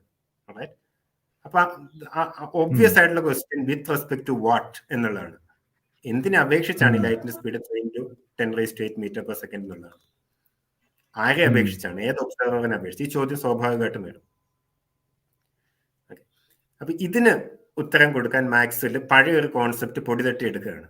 അതായത് മുൻപ് ലൈറ്റിന് വേവ് നേച്ചർ ഉണ്ടാകുക എന്നൊക്കെ പറഞ്ഞ സമയത്ത് അന്ന് വിചാരിച്ചിരുന്ന ലൈറ്റ് എന്ന് പറയുന്ന ഒരു മെക്കാനിക്കൽ വേവ് ആണ്, അത് ഏതോ മീഡിയത്തിലുള്ള ഡിസ്റ്റർബൻസസ് ആണെന്നാണ് കരുതിയിരുന്നത്. ഓക്കെ, അപ്പൊ ആ കാലത്ത് ഈ മെക്കാനിക്കൽ മീഡിയം, ഒരു ഹൈപ്പോത്തറ്റിക്കൽ മെക്കാനിക്കൽ മീഡിയം ഉണ്ട് എന്ന് പറയുകയും ഇതിനെ ഈഥർ എന്ന് വിളിക്കുകയും ചെയ്തിരുന്നു. ഇത് ഇലക്ട്രോമാഗ്നറ്റിസത്തിന് മുമ്പ് തന്നെ പ്രകാശത്തിന് ഒരു വേവ് നേച്ചർ ഉണ്ടെന്ന് ആൾക്കാർ മനസ്സിലാക്കിയിരുന്നു, ഹൈഗൻസിന്റെ ഒക്കെ സമയത്ത്. അപ്പൊ ആ കാലത്ത് അവർ കരുതിയിരുന്നത് ഈഥർ എന്ന് പറഞ്ഞൊരു മെക്കാനിക്കൽ മീഡിയം എല്ലായിടത്തും സ്പ്രെഡ് ചെയ്തിട്ടുണ്ട്, യൂണിവേഴ്സിൽ എല്ലായിടത്തും ഉണ്ട്. ഇതിന്റെ വൈബ്രേഷൻസ് ആയിട്ടാണ് ഈ മീഡിയത്തിന്റെ മെക്കാനിക്കൽ വൈബ്രേഷൻസ് ആണ് ലൈറ്റ് എന്നാണ്, അല്ലെങ്കിൽ ഇതിന്റെ വൈബ്രേഷൻസ് ആയിട്ടാണ് ലൈറ്റ് പ്രോപ്പഗേറ്റ് ചെയ്യുന്നതെന്നാണ് കരുതിയിരുന്നത്. അപ്പൊ ഈ കോൺസെപ്റ്റ് മാക്സ്വെൽ സ്വന്തം തിയറിയിലേക്ക് എടുക്കുകയാണ്. എന്നിട്ട് ഈ ചോദ്യത്തിന് ഉത്തരം പറയാണ്. വിത്ത് റെസ്പെക്ട് ടു വാട്ട് എന്നുള്ള ചോദ്യത്തിന് മാക്സ്വെൽ പറയുന്ന ഉത്തരം with respect to ether. With respect to ether എന്നുള്ളതാണ്. ഓക്കെ, അപ്പം ഈഥർ എന്ന് പറഞ്ഞൊരു പുതിയൊരു കോൺസെപ്റ്റ് കൊണ്ടുവന്നിട്ട് ഇതെല്ലായിടത്തും ഉള്ള ഒരു സാധനമാണ്. വിത്ത് റെസ്പെക്ട് ടു ഈഥർ ആണ് നമ്മൾ നേരത്തെ ഈ കോൺസ്റ്റന്റ് ഓഫ് ലൈറ്റ്, ഈ ലൈറ്റിന്റെ സ്പീഡ് നമ്മൾ മെഷർ ചെയ്യുന്നത്. അതെ. അപ്പൊ ഇത് പുതിയൊരു ഉം. Concept okay. അല്ല. മുൻപ് ഉണ്ടായിരുന്ന ഒരു കോൺസെപ്റ്റ് ഈ ഒരു ആവശ്യത്തിന് വേണ്ടി മാക്സ്വെൽ എടുത്ത് ഉപയോഗിക്കുകയാണ് ചെയ്തത്. ഓക്കെ. അപ്പൊ വിത്ത് റെസ്പെക്ട് ടു വാട്ട് എന്ന് ചോദിച്ചാൽ വിത്ത് റെസ്പെക്ട് ടു ഈത്തർ. അതായത് ഈത്തർ എന്ന് പറഞ്ഞ ഒരു ഇത്. അബ്സല്യൂട്ട് റെസ്റ്റിലുള്ള ഒരു മീഡിയം എല്ലായിടത്തും ഉണ്ട്. ഈ ഈത്തറിനെ അപേക്ഷിച്ചുള്ള സ്പീഡാണ് 3 × 10⁸ മീറ്റർ/സെക്കൻഡ് എന്നുള്ളത്. ഇതാണ് മാക്സ്വെൽ പറഞ്ഞു വെച്ചത്. ഓക്കെ. അപ്പൊ ഇവിടെ ഒരു പ്രശ്നമുള്ളത്, രണ്ട് തരത്തിലുള്ള ഒബ്സർവേഴ്സ് ഉണ്ട്. ഒന്ന് ഈത്തറിനെ അപേക്ഷിച്ച് റെസ്റ്റിലുള്ള ഒബ്സർവേഴ്സ് ഉണ്ടാവാം, ഈത്തറിനെ അപേക്ഷിച്ച് നീങ്ങിക്കൊണ്ടിരിക്കുന്ന ഒബ്സർവേഴ്സ് ഉണ്ടാവാം. അപ്പൊ മാക്സ്വെൽ പറഞ്ഞു വെക്കുന്നത് ഈത്തറിനെ അപേക്ഷിച്ച് റെസ്റ്റിലുള്ള ഒബ്സർവേഴ്സിന് മാത്രമേ തന്റെ മാക്സ്വെൽസ് ഇക്വേഷൻസ് വാലിഡ് ആയിട്ടുള്ളൂ. ഉദാഹരണത്തിന് law of propagation of light. നമുക്ക് മാക്സ്വെൽസ് ഇക്വേഷൻസ് പറയണ്ട, ഈ ഒരു ലോ മാത്രം പറഞ്ഞു. അതൊരു ലോ ഓഫ് ഫിസിക്സ് ആണ്. Law of propagation of light എന്ന് പറയുന്ന നിയമം, this is correct only for a special class of observers who are at rest with respect to the ether എന്നുള്ളതാണ്. അപ്പൊ ഇത് നമ്മൾ നോക്കുകയാണെങ്കിൽ നമ്മൾ ആദ്യം അനങ്ങുന്നുണ്ടെങ്കിൽ എന്തെങ്കിലും ടൈപ്പ് ഓഫ് മൂവ്മെന്റ് ഉണ്ടെങ്കിൽ ഈത്തറിലേക്ക് കൂടി നമ്മൾ അനങ്ങുകയാണെങ്കിൽ ലൈറ്റിന്റെ സ്പീഡും ചേഞ്ച് ചെയ്യണം നമ്മൾ മെഷർ ചെയ്യുന്നത്. അതെ. പക്ഷെ അത് ഇലക്ട്രോമാഗ്നറ്റിക്സിന്റെ നിയമത്തിൽ നമുക്ക് ഡിറൈവ് ചെയ്യാൻ കഴിയില്ല. അതായത് ഇലക്ട്രോമാഗ്നറ്റിക്സിന്റെ നിയമം എല്ലാ ഒബ്സർവേഴ്സിനും ശരിയല്ല എന്നുള്ളതാണ്. ഒരു സ്പെഷ്യൽ ക്ലാസ് ഓഫ് ഒബ്സർവേഴ്സ്, ഈത്തറിനെ അപേക്ഷിച്ച് റെസ്റ്റ് ഒബ്സർവേഴ്സിന് മാത്രമേ തന്റെ ഇക്വേഷൻസ് വാലിഡ് ആവുള്ളൂ. എല്ലാ ഒബ്സർവേഴ്സും ഒരുപോലെ അല്ല എന്നുള്ളതാണ് മാക്സ്വെൽ പറഞ്ഞു വെക്കുന്നത്. ഇതിപ്പോ നമുക്ക് മനസ്സിലായത് നമ്മൾ ആദ്യം പറഞ്ഞ പോസ്റ്റുലേറ്റുമായിട്ട് മാച്ച് ചെയ്യുന്നില്ല. ആദ്യം പറഞ്ഞ പോസ്റ്റുലേറ്റ് ഫിസിക്സിലെ നിയമങ്ങൾ എല്ലാ ഫ്രെയിമിലും ഒരുപോലെയാണെന്നാണ്. നമ്മൾ പറഞ്ഞ ഫിസിക്സിൽ ഏത് എക്സ്പെരിമെന്റ് നടത്തിയാലും നമ്മൾ നീങ്ങുന്നുണ്ടോ ഇല്ലയോ എന്ന് മനസ്സിലാക്കാൻ കഴിയില്ല എന്ന്. പക്ഷെ ഇത് നമ്മൾ പറഞ്ഞു കഴിയുമ്പോൾ ഇറ്റ് സീംസ് ദാറ്റ് നമുക്ക് ലൈറ്റ് മെഷർ ചെയ്യാനുള്ള അറേഞ്ച്മെന്റ് ഉണ്ടെന്ന് വരുന്നത്. നമ്മൾ നേരത്തെ പറഞ്ഞ സ്പേസ് ക്രാഫ്റ്റിൽ അല്ലെങ്കിൽ ട്രെയിനിൽ ലൈറ്റിന്റെ സ്പീഡ് മെഷർ ചെയ്യാനുള്ള അറേഞ്ച്മെന്റ് ഉണ്ടെങ്കിൽ നമ്മൾ നീങ്ങുന്നുണ്ടോ ഇല്ലയോ നമുക്ക് മനസ്സിലാക്കാൻ കഴിയും. കാരണം മാക്സ്വെൽ പറയുന്നത് 3 × 10⁸ metre per second for observer at rest with respect to ether. നമ്മൾ മൂവ് ചെയ്യുകയാണെങ്കിൽ എന്തായിരിക്കും? C-V ആയിരിക്കും മെഷർ ചെയ്യുക. അപ്പൊ C-V എന്നുള്ള സ്പീഡ് മെഷർ ചെയ്യുകയാണെങ്കിൽ we could understand that we are moving. Okay. അതായത് ഗലീലിയോയുടെ കാലം മുതൽ ഉണ്ടായിരുന്ന റിലേറ്റിവിറ്റി പ്രിൻസിപ്പിൾ, ഫിസിക്സിലെ നിയമങ്ങൾ എല്ലാ ഇനേർഷ്യൽ ഫ്രെയിമുള്ള വാക്കുകളാണ് നമ്മൾ ഇതിന് ഉപയോഗിക്കുന്നത്. എല്ലാ ഇനേർഷ്യൽ ഫ്രെയിമിലും സെയിം ആണ്. അതായത് നമ്മൾ കോൺസ്റ്റന്റ് സ്പീഡിൽ മൂവ് ചെയ്യുന്നുണ്ടോ ഇല്ല എന്നുള്ളത് ഫിസിക്സിലെ നിയമങ്ങളെ ബാധിക്കുന്നില്ല എന്നുള്ളതാണ് ഗലീലിയോയുടെ കാലം മുതലുള്ള പ്രിൻസിപ്പിൾ ഓഫ് റിലേറ്റിവിറ്റി. പക്ഷെ ഇവിടെ മാക്സ്വെൽ അത് കളഞ്ഞു. ആൾക്കാർക്ക് പ്രശ്നമൊന്നും ഉണ്ടായിരുന്നു. അതേ thought that principle of relativity എന്ന് പറയുന്ന ഒരു കോയിൻസിഡൻസ് മാത്രമാണ്. നമ്മുടെ നേച്ചർ അങ്ങനെയല്ല. നേച്ചറിലെ നിയമങ്ങൾക്ക് അങ്ങനെ ഒരു സിമെട്രി ഇല്ല എന്ന് ആൾക്കാർ അക്സെപ്റ്റ് ചെയ്തു. അത്രയുള്ള കാര്യം. നമ്മൾ മൂവ് ചെയ്യുന്നുണ്ട് നമുക്കത് മനസ്സിലാക്കാൻ കഴിയുന്നുള്ളതാണ്. അപ്പൊ ഈ ഒരു കോണ്ടെക്സ്റ്റിലാണ് ഐൻസ്റ്റൈൻ വരുന്നത്. ഐൻസ്റ്റൈൻ നോക്കുമ്പോൾ ന്യൂട്ടന്റെ നിയമങ്ങൾക്ക് ഈ സിമെട്രി ഉണ്ട്. പക്ഷെ മാക്സ്വെല്ലിന്റെ നിയമങ്ങൾക്ക് അല്ലെങ്കിൽ ഇലക്ട്രോമാഗ്നറ്റിസത്തിന്റെ നിയമങ്ങൾക്ക് ഈ സിമെട്രി ഇല്ല. ഇത് ഐൻസ്റ്റൈൻ അത് അങ്ങനെ വിട്ടുകളയാൻ റെഡി ആയിരുന്നില്ല. അപ്പൊ ഐൻസ്റ്റൈൻ ഈ പ്രിൻസിപ്പിൾ ഓഫ് റിലേറ്റിവിറ്റി എന്തായാലും ശരിയായിരിക്കണം, ഇങ്ങനെ ഒരു സിമെട്രി ശരിയായിരിക്കണം എന്നുള്ളത് ഏറെക്കുറെ ഇൻറ്റ്യൂറ്റീവ് ആയിട്ട് ഐൻസ്റ്റൈന് ക്ലിയർ ആയിരുന്നു. അല്ലെങ്കിൽ ഒന്ന് ആലോചിച്ചത് it would not be nice. ഇപ്പൊ ഉദാഹരണത്തിന് നമ്മള് സൂര്യന് ചുറ്റും ഭൂമി കറങ്ങുന്നത് ഓരോ വർഷത്തിന്റെ ഓരോ സമയത്തും ഒരേ സ്പീഡിലല്ല. സൂര്യനോട് അടുത്ത് വരുന്ന സമയത്ത് കൂടുതൽ സ്പീഡിലും ദൂരെ അയക്കുന്ന സമയത്ത് കുറഞ്ഞ സ്പീഡിലാണ് ട്രാവൽ ചെയ്യുക. ഇതിന്റെ മീനിങ് മാത്രമല്ല ഈ ഈത്തറെല്ലാം കയ്യിൽ നിന്ന് എടുത്തിടുമ്പോ തന്നെ ഒരു ബാഡ് അടിക്കുന്നുണ്ട്. കഷ്ടപ്പാടാണല്ലോ ഈത്തർ പോസ്റ്റുലേറ്റ് ചെയ്യണം, അങ്ങനെ. പക്ഷെ ഈത്തർ പോസ്റ്റുലേറ്റ് ഓൾറെഡി മുൻപേ ഉണ്ട്, അധികം ബുദ്ധിമുട്ടുണ്ട്. അതിൽ കിട്ടാൻ മാത്രം മതിയായിരുന്നു. അതെ അവർക്കങ്ങല്ല. പക്ഷെ നമുക്കിപ്പോ ആലോചിക്കുമ്പോ അങ്ങനെ ആലോചിക്കാം. ഇപ്പൊ ഇങ്ങനെ ഒരു എക്സ്ട്രാ അഡീഷണൽ ഈത്തർ എന്ന് പറഞ്ഞ ഒരു മീഡിയ എല്ലാം വേണം ഈ മാക്സ്വെല്ലിന്റെ പരിപാടികൾ വർക്ക് ചെയ്യാൻ. ഓക്കെ. അപ്പൊ ഐൻസ്റ്റൈൻ വന്നു. ഐൻസ്റ്റൈൻ നോക്കിയപ്പോ പ്രിൻസിപ്പിൾ ഓഫ് റിലേറ്റിവിറ്റി ഒരു നേച്ചറിന്റെ ഒരു ഫണ്ടമെന്റൽ സിമെട്രിയെ കുറിച്ചാണ് പറയുന്നത്. ശരിയായിരിക്കണം, it has to be correct. കാരണം ഐൻസ്റ്റൈൻ എങ്ങനത്തെ കൺസിഡറേഷൻ ആണ് ഐൻസ്റ്റൈൻ ഈ ഒരു കൺക്ലൂഷനിലേക്ക് എത്തിച്ചതെന്ന് അറിയില്ല. പലപ്പോഴും ബ്യൂട്ടി, സിംപ്ലിസിറ്റി ഇങ്ങനെയുള്ള കാര്യങ്ങളായിരിക്കാം എന്ന് പറയുന്നുണ്ട്. ഐൻസ്റ്റൈൻ കുറെ ആലോചിച്ച് പറഞ്ഞു പ്രിൻസിപ്പിൾ ഓഫ് റിലേറ്റിവിറ്റി വിട്ട് കളയേണ്ട ആവശ്യമില്ല, let's keep that, then what എന്നുള്ളതാണ്. അങ്ങനെയാണെങ്കിൽ രണ്ട് ഓപ്ഷൻ ഉണ്ട്. ഒന്നുകിൽ പ്രിൻസിപ്പിൾ ഓഫ് റിലേറ്റിവിറ്റിക്ക് കൺസിസ്റ്റന്റ് ആകുന്ന രീതിയിൽ മാക്സ്വെൽസ് ഇക്വേഷൻസിനെ മാറ്റി എഴുതുക, ഓക്കെ, ഇപ്പൊ അതായത് ഇപ്പോൾ ഉള്ള രീതിയിൽ മാക്സ്വെൽസ് ഇക്വേഷന് ഈ ഒരു സിമെട്രി ഇല്ല. അതായത് ഇലക്ട്രോമാഗ്നറ്റിസത്തിലെ നിയമങ്ങൾക്ക് ഈ ഒരു സിമെട്രി ഇല്ല. ആ ഒരു സിമെട്രി ഉള്ള രീതിയിൽ ഈ നിയമങ്ങളെ മാറ്റി എഴുതുക എന്നുള്ളതാണ് ഒരു ഓപ്ഷൻ. അപ്പൊ അക്കാലത്ത് ഇലക്ട്രോമാഗ്നറ്റിസം താരതമ്യേന പുതിയൊരു ഫീൽഡായിരുന്നു. അതുകൊണ്ട് തന്നെ ഇത് മാറ്റി എഴുതാൻ പറ്റും എന്ന് ഐൻസ്റ്റൈന് തോന്നിയിട്ടുണ്ടായിരുന്നു. അതേസമയം ന്യൂട്ടന്റെ മെക്കാനിക്സ് കുറെ കാലമായിട്ട് ശരിയായിട്ട് നിലനിൽക്കുന്നതാണ്. അപ്പൊ അത് നോക്കണ്ട, ആദ്യം മാക്സ്വെല്ലിന്റെ ഇക്വേഷൻ മാറ്റി എഴുതാന്നാണ് കരുതുന്നത്. അപ്പൊ ഐൻസ്റ്റൈൻ വിചാരിച്ചത് സിമ്പിൾ ആയിരിക്കും എന്നായി. ഞാൻ മുഴുവൻ എക്സാക്ട്ലി ഹിസ്റ്റോറിക്കൽ ആയിട്ടുള്ള കാര്യങ്ങളല്ല പറയുന്നത് കേട്ടോ. അപ്പൊ ഒരുപക്ഷെ ഐൻസ്റ്റൈൻ ഇങ്ങനെ വിചാരിച്ചിട്ടുണ്ടാവാം. Maybe we can correct the laws of electromagnetism in such a way that it has this particular symmetry. പക്ഷെ അത് ഇമ്പോസിബിൾ ആണെന്ന് വളരെ വേഗം തന്നെ ഐൻസ്റ്റൈന് മനസ്സിലായി. അതായത് ഇലക്ട്രോമാഗ്നറ്റിക് ഫിനോമിനെ ഡിസ്ക്രൈബ് ചെയ്യുന്ന നിയമങ്ങളാണല്ലോ ഇലക്ട്രോമാഗ്നറ്റിക്സിന്റെ നിയമങ്ങൾ. ഈ ഫിനോമിന മുഴുവൻ നമ്മൾ ഒബ്സർവ് ചെയ്യുന്ന ഫിനോമിനയാണ്. അപ്പൊ ഇതിന് കൺസിസ്റ്റന്റ് ആയിട്ടുള്ള വേറെ ഫോർമുലേഷൻ സാധ്യമല്ല എന്നുള്ള ഐൻസ്റ്റൈൻ വേഗം തന്നെ മനസ്സിലാക്കി. പിന്നെ ഒരു സാധ്യത എന്ന് പറയുന്നത് ഈ മെക്കാനിക്സിന്റെ നിയമങ്ങൾ, അതായത് മാക്സ്വെല്ലിന്റെ ഇക്വേഷൻസ് ആക്ച്വലി സിമെട്രിക് ആണെന്ന് നമ്മൾ അസ്യൂം ചെയ്യുക.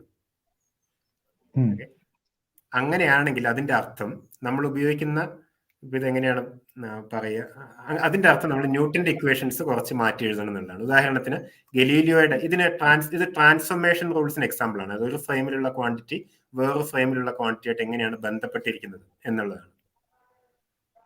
ഈ ട്രാൻസ്ഫോർമേഷൻ റൂൾസ് ഒന്ന് മാറ്റി എഴുതണം എന്ന കൺക്ലൂഷനിലാണ് ഐൻസ്റ്റൈൻ എത്തിയത്. കാരണം മാക്സ്വെല്ലിന്റെ നിയമങ്ങൾ ശരിയാണ്, പ്രിൻസിപ്പിൾ ഓഫ് റിലേറ്റിവിറ്റി ശരിയായിരിക്കണം.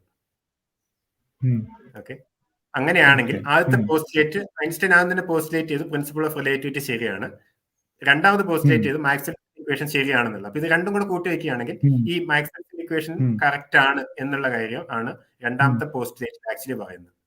പ്രകാശത്തിന്റെ വേഗത എല്ലാ ഒബ്സർവേഴ്സിന് സെയിം ആണെങ്കിൽ പിന്നെ റിലേറ്റിവിറ്റി പ്രിൻസിപ്പിൾ ഇത് വയലേറ്റ് ചെയ്യുന്നില്ല അല്ലെ. അതായത് എല്ലാ ഒബ്സർവേഴ്സും സെയിം തന്നെയാണ് മെഷർ ചെയ്യുന്നതെങ്കിൽ ഈ law of propagation of light എല്ലാ ഫ്രെയിമിലും ശരിയാണ്. അതെ, അപ്പൊ ഇപ്പൊ നമ്മൾ ഈ ബസ്സിൽ ഈ സ്പേസ് ബസ്സിൽ പോവാണ്. ഓക്കെ, അപ്പം നമുക്ക് അറിയാം ഈ മാക്സ്വെൽസ് ഇക്വേഷൻ ഉണ്ട് എന്ന്. അതിനനുസരിച്ചിട്ട് സ്പീഡ് ഓഫ് ലൈറ്റ് കോൺസ്റ്റന്റ് ആണ്. ബട്ട് അതേസമയം ഐൻസ്റ്റൈൻ ഒരു ആഗ്രഹമുണ്ട്, നമ്മൾ ഈ സ്പേസ് ഷിപ്പിൽ പോകുമ്പം ഒരു എക്സ്പെരിമെന്റ് നടത്തിയിട്ടും നമ്മൾ ഈ സ്പേസ് ഷിപ്പ് മൂവിങ് ആണോന്ന് പറ്റാൻ പാടില്ല. അപ്പൊ ഈ സ്പേസ് ഷിപ്പിന്റെ അകത്തും സ്പീഡ് ഓഫ് ലൈറ്റ് കോൺസ്റ്റന്റ് ആക്കണം. അപ്പൊ അങ്ങനെ ചെയ്യണമെങ്കിൽ നമ്മൾ കളയേണ്ടത് ഈ ലോ ഓഫ് ട്രാൻസിറ്റ്, ഈ ട്രാൻസ്ഫോർമേഷൻ ലോസ് ആണ്. ഈ V1 - V2 എപ്പോഴും ഹോൾഡ് ചെയ്യും. അത് രണ്ട് സാധനം ഒരുമിച്ച് പാരലലായിട്ട് പോകുന്നുണ്ടെങ്കിൽ അതിന്റെ റിലേറ്റീവ് സ്പീഡ് നമുക്ക് ഇങ്ങനെ -8 കിട്ടും എന്നുള്ള സാധനമാണ് പോകേണ്ടത്. അത് പോവുകയാണെങ്കിൽ അത് പോയെങ്കിൽ ഈവൻ ഗ്രൗണ്ട് ലെവലിൽ നമ്മുടെ നാട്ടിൽ നടത്തുന്ന എക്സ്പെരിമെന്റിൽ സ്പീഡ് ഓഫ് ലൈറ്റ് കോൺസ്റ്റന്റ് ആവും. പ്ലസ് നമ്മൾ ഈ ബസ്സിൽ വളരെ സ്പീഡിൽ പോവുകയാണെങ്കിൽ സ്പീഡ് ഓഫ് ലൈറ്റിന്റെ ഓൾമോസ്റ്റ് സ്പീഡിൽ പോവുകയാണെങ്കിലും സ്പീഡ് ഓഫ് ലൈറ്റ് സെയിം തന്നെ ആയിരിക്കണം. അതെ, സെയിം തന്നെ ആയിരിക്കണം. ഓക്കെ, അപ്പൊ എല്ലാം പ്രൊട്ടക്ട് ചെയ്താ. അപ്പം മാക്സ്വെൽസിന്റെ ഇക്വേഷനും പ്രൊട്ടക്ട് ചെയ്ത് നമ്മളെ, പക്ഷെ ആകെ പോകേണ്ടി വന്നത് ഇതാണ്, ഈ റിലേറ്റിവിറ്റി ആണ് പോകേണ്ടി വന്നത് അല്ലേ. ഈ ഫ്രെയിം ഈ ഇക്വേഷൻ ഇൻക്ലൂഡ് ചെയ്യുന്ന ഒരു ട്രാൻസ്ഫോർമേഷൻ റൂൾ ഉണ്ട്. ഈ ട്രാൻസ്ഫോർമേഷൻ റൂൾ നമ്മൾ മാറ്റണം. അതായത് ഒരു ഫ്രെയിമിൽ നിന്ന് വേറെ ഫ്രെയിമിലേക്ക് പോകുമ്പോൾ ക്വാണ്ടിറ്റീസ് തമ്മിൽ എങ്ങനെയാണ് കണക്ട് ചെയ്യേണ്ടത് എന്നുള്ളതിനെ കാണിക്കുന്ന കുറച്ച് ഇക്വേഷൻസ് ഉണ്ട്. ഇതിനെയാണ് ഗലീലിയൻ ട്രാൻസ്ഫോർമേഷൻ ഇക്വേഷൻസ് എന്ന് പറയുന്നത്. ഇത് നമ്മൾ മാറ്റണം. അത് മാറ്റിയിട്ട് ലൈറ്റിന്റെ സ്പീഡ് എല്ലാവർക്കും കോൺസ്റ്റന്റ് ആകുന്ന രീതിയിൽ, നമ്മൾ ഒരു ട്രാൻസ്ഫോർമേഷൻ നടത്തുമ്പോൾ ലൈറ്റിന്റെ സ്പീഡ് എല്ലാവർക്കും കോൺസ്റ്റന്റ് ആകുന്ന രീതിയിലുള്ള ട്രാൻസ്ഫോർമേഷൻ ഇക്വേഷൻസ് കൊണ്ടുവരണം. ഓക്കെ, അപ്പൊ ലൈറ്റിന്റെ സ്പീഡ് കോൺസ്റ്റന്റ് ആക്കി വെക്കാനാണ് ഐൻസ്റ്റൈന്റെ പ്ലാൻ. അതെ, വേറെ വഴിയില്ല എന്നുള്ളതാണ്. അതിന് വേണ്ടിയിട്ട് ഈ V1 - V2 നമ്മൾ ഒഴിവാക്കിയാലും കുഴപ്പമില്ല. അത് ഒഴിവാക്കേണ്ടി വരികയാണ്. ഓക്കെ, V1 - V2 എന്ന് പറഞ്ഞാൽ ആക്ച്വലി നമ്മൾ ഗലീലിയൻ ട്രാൻസ്ഫോർമേഷൻ ഇക്വേഷൻസ് എന്ന് പറയുന്ന ഇക്വേഷൻസിന് നമ്മൾ ഡിറൈവ് ചെയ്തെടുക്കുന്ന ഒന്നാണ്. ട്രാൻസ്ഫോർമേഷൻ ഇക്വേഷൻസിലേക്ക് പോകേണ്ട ആവശ്യമില്ലാന്ന് തോന്നുന്നു. അത് പക്ഷെ ഡിറൈവ് ചെയ്യാൻ വലിയ ബുദ്ധിമുട്ടൊന്നുമില്ല, ബട്ട് അത് പോകേണ്ട ആവശ്യമില്ലാന്ന് തോന്നുന്നു. പോകേണ്ട ആവശ്യമില്ല. അപ്പൊ നമുക്ക് ഇപ്പൊ കിട്ടിയത് ലൈറ്റിന്റെ സ്പീഡ് കോൺസ്റ്റന്റ് ആണ്. ആ സാധനം നമ്മൾക്ക് കിട്ടി, ഐൻസ്റ്റൈൻ ആ സാധനം കിട്ടി. അതും ടൈമും തമ്മിൽ എന്താ ബന്ധം? സ്പീഡ് എന്ന് പറയുന്നത് ഡിസ്റ്റൻസ് ബൈ ടൈം ആണ് അല്ലേ? Distance travelled by time taken ആണ് അല്ലേ? ഓക്കെ അപ്പൊ ആണ്. അപ്പൊ അതുകൊണ്ട് സ്പീഡ്, ഒരു പെർട്ടിക്കുലർ സ്പീഡ് എല്ലാവർക്കും സെയിം ആകണമെങ്കിൽ ഡിസ്റ്റൻസും ടൈമും ഡിസ്റ്റൻസ് എന്താണ് ടൈം എന്താണെന്നുള്ള കാര്യത്തിൽ ഡിഫറെന്റ് ഒബ്സർവേഴ്സ് വിയോജിക്കണം. ഓക്കെ, അപ്പം എത്ര സ്പീഡിൽ പറഞ്ഞോ? പറഞ്ഞോളൂ, എന്തായിരുന്നു പറഞ്ഞത്? അല്ല, ഈ സ്പീഡ് എത്ര സ്പീഡിൽ പോകുന്ന ഒരാൾക്കും ഈ ലൈറ്റിന്റെ സ്പീഡ് കോൺസ്റ്റന്റ് ആയിട്ട് തോന്നണമെങ്കിൽ ഈ ഡിഫറെന്റ് ആളുകൾ തമ്മിൽ ആ ലൈറ്റ് ട്രാവൽ ചെയ്ത ഡിസ്റ്റൻസോ അത് ആ ട്രാവൽ ചെയ്ത ഡിസ്റ്റൻസ് എടുത്ത ടൈമോ തമ്മിൽ വ്യത്യാസം ഉണ്ടാവും. ഇത് ടൈമിന്റെ കാര്യത്തിൽ മനസ്സിലാക്കാൻ എളുപ്പമാണ്. അതിപ്പോ ഞാനും സെബാസ്റ്റ്യനും രണ്ട് വേറെ വേറെ സ്പീഡിൽ പോയിക്കൊണ്ടിരിക്കുകയാണ് ഓപ്പോസിറ്റ് ഡയറക്ഷനിലേക്ക്. നമ്മൾ രണ്ടാളും ഒരേ ലൈറ്റ് ട്രെയിനെ മെഷർ ചെയ്തു. അപ്പൊ നമുക്ക് രണ്ടാൾക്കും ആ ഒരേ ലൈറ്റ് ട്രെയിനിന്റെ സ്പീഡ് സെയിം ആണെന്ന് തോന്നണമെങ്കിൽ നമ്മൾ രണ്ടാളും വിയോജിക്കും. ഈ ലൈറ്റ് ട്രെയിൻ ട്രാവൽ ചെയ്ത ഡിസ്റ്റൻസും അതിനെടുത്ത ടൈമും നമ്മൾ രണ്ടാളും എഗ്രി ചെയ്യില്ല, പക്ഷെ സ്പീഡ് എഗ്രി ചെയ്യും. അതെ അതെ, എക്സാക്ട്ലി. ഇത് മനസ്സിലാക്കാൻ ഒരു വഴിയുള്ളൂ. നമ്മളിപ്പോ ഇത് കംപ്ലീറ്റ്ലി അക്യുറേറ്റ് അല്ല, നമ്മുടെ എക്സ്പെരിമെന്റ് ഇങ്ങനെയല്ല നടത്തുക, പക്ഷെ മനസ്സിലാക്കാൻ വേണ്ടി ഇങ്ങനെ ആയിരിക്കും. നമ്മൾ ലൈറ്റ് റേക്ക് പാരലായിട്ട് വി എന്നുള്ള സ്പീഡിൽ മൂവ് ചെയ്യാണ്. ഓക്കെ, അപ്പോൾ എർത്തിലുള്ള ഒബ്സർവർ ഈ ലൈറ്റ് റേയുടെ സ്പീഡ് മെഷർ ചെയ്യുന്നത് സി ആണ്. നമ്മൾ ഗലീലിയോയുടെ ഇക്വേഷൻ പ്രകാരമാണ് നമ്മൾ മെഷർ ചെയ്യേണ്ടത് സി മൈനസ് വി ആണ്. ഓക്കെ, അപ്പൊ നമ്മൾ ഇപ്പൊ ഗ്രൗണ്ടിലുള്ള എർത്തിലുള്ള ഒബ്സർവർ നോക്കുകയാണെങ്കിൽ ഞാൻ ഒന്നുകൂടെ വരയ്ക്കാം. ഒരു ബീം ഓഫ് ലൈറ്റ്, ഒരു ഫ്ലാഷ് ലൈറ്റ് നമ്മൾ സ്റ്റാർട്ട് ചെയ്യാണ്. ഓക്കെ, ഇതിന് പാരലായിട്ട് ഒരു ഹൈ സ്പീഡ് റോക്കറ്റിൽ വി എന്നുള്ള സ്പീഡിൽ നമ്മൾ മൂവ് ചെയ്യാണ്. ഓക്കെ, അപ്പൊ അല്ലെങ്കിൽ നമ്മൾ വളരെ വളരെ ഹൈ സ്പീഡിൽ മൂവ് ചെയ്യാണ്. ഓക്കെ, അപ്പൊ നമ്മൾ എർത്തിലുള്ള ഒബ്സർവർ നോക്കുകയാണെങ്കിൽ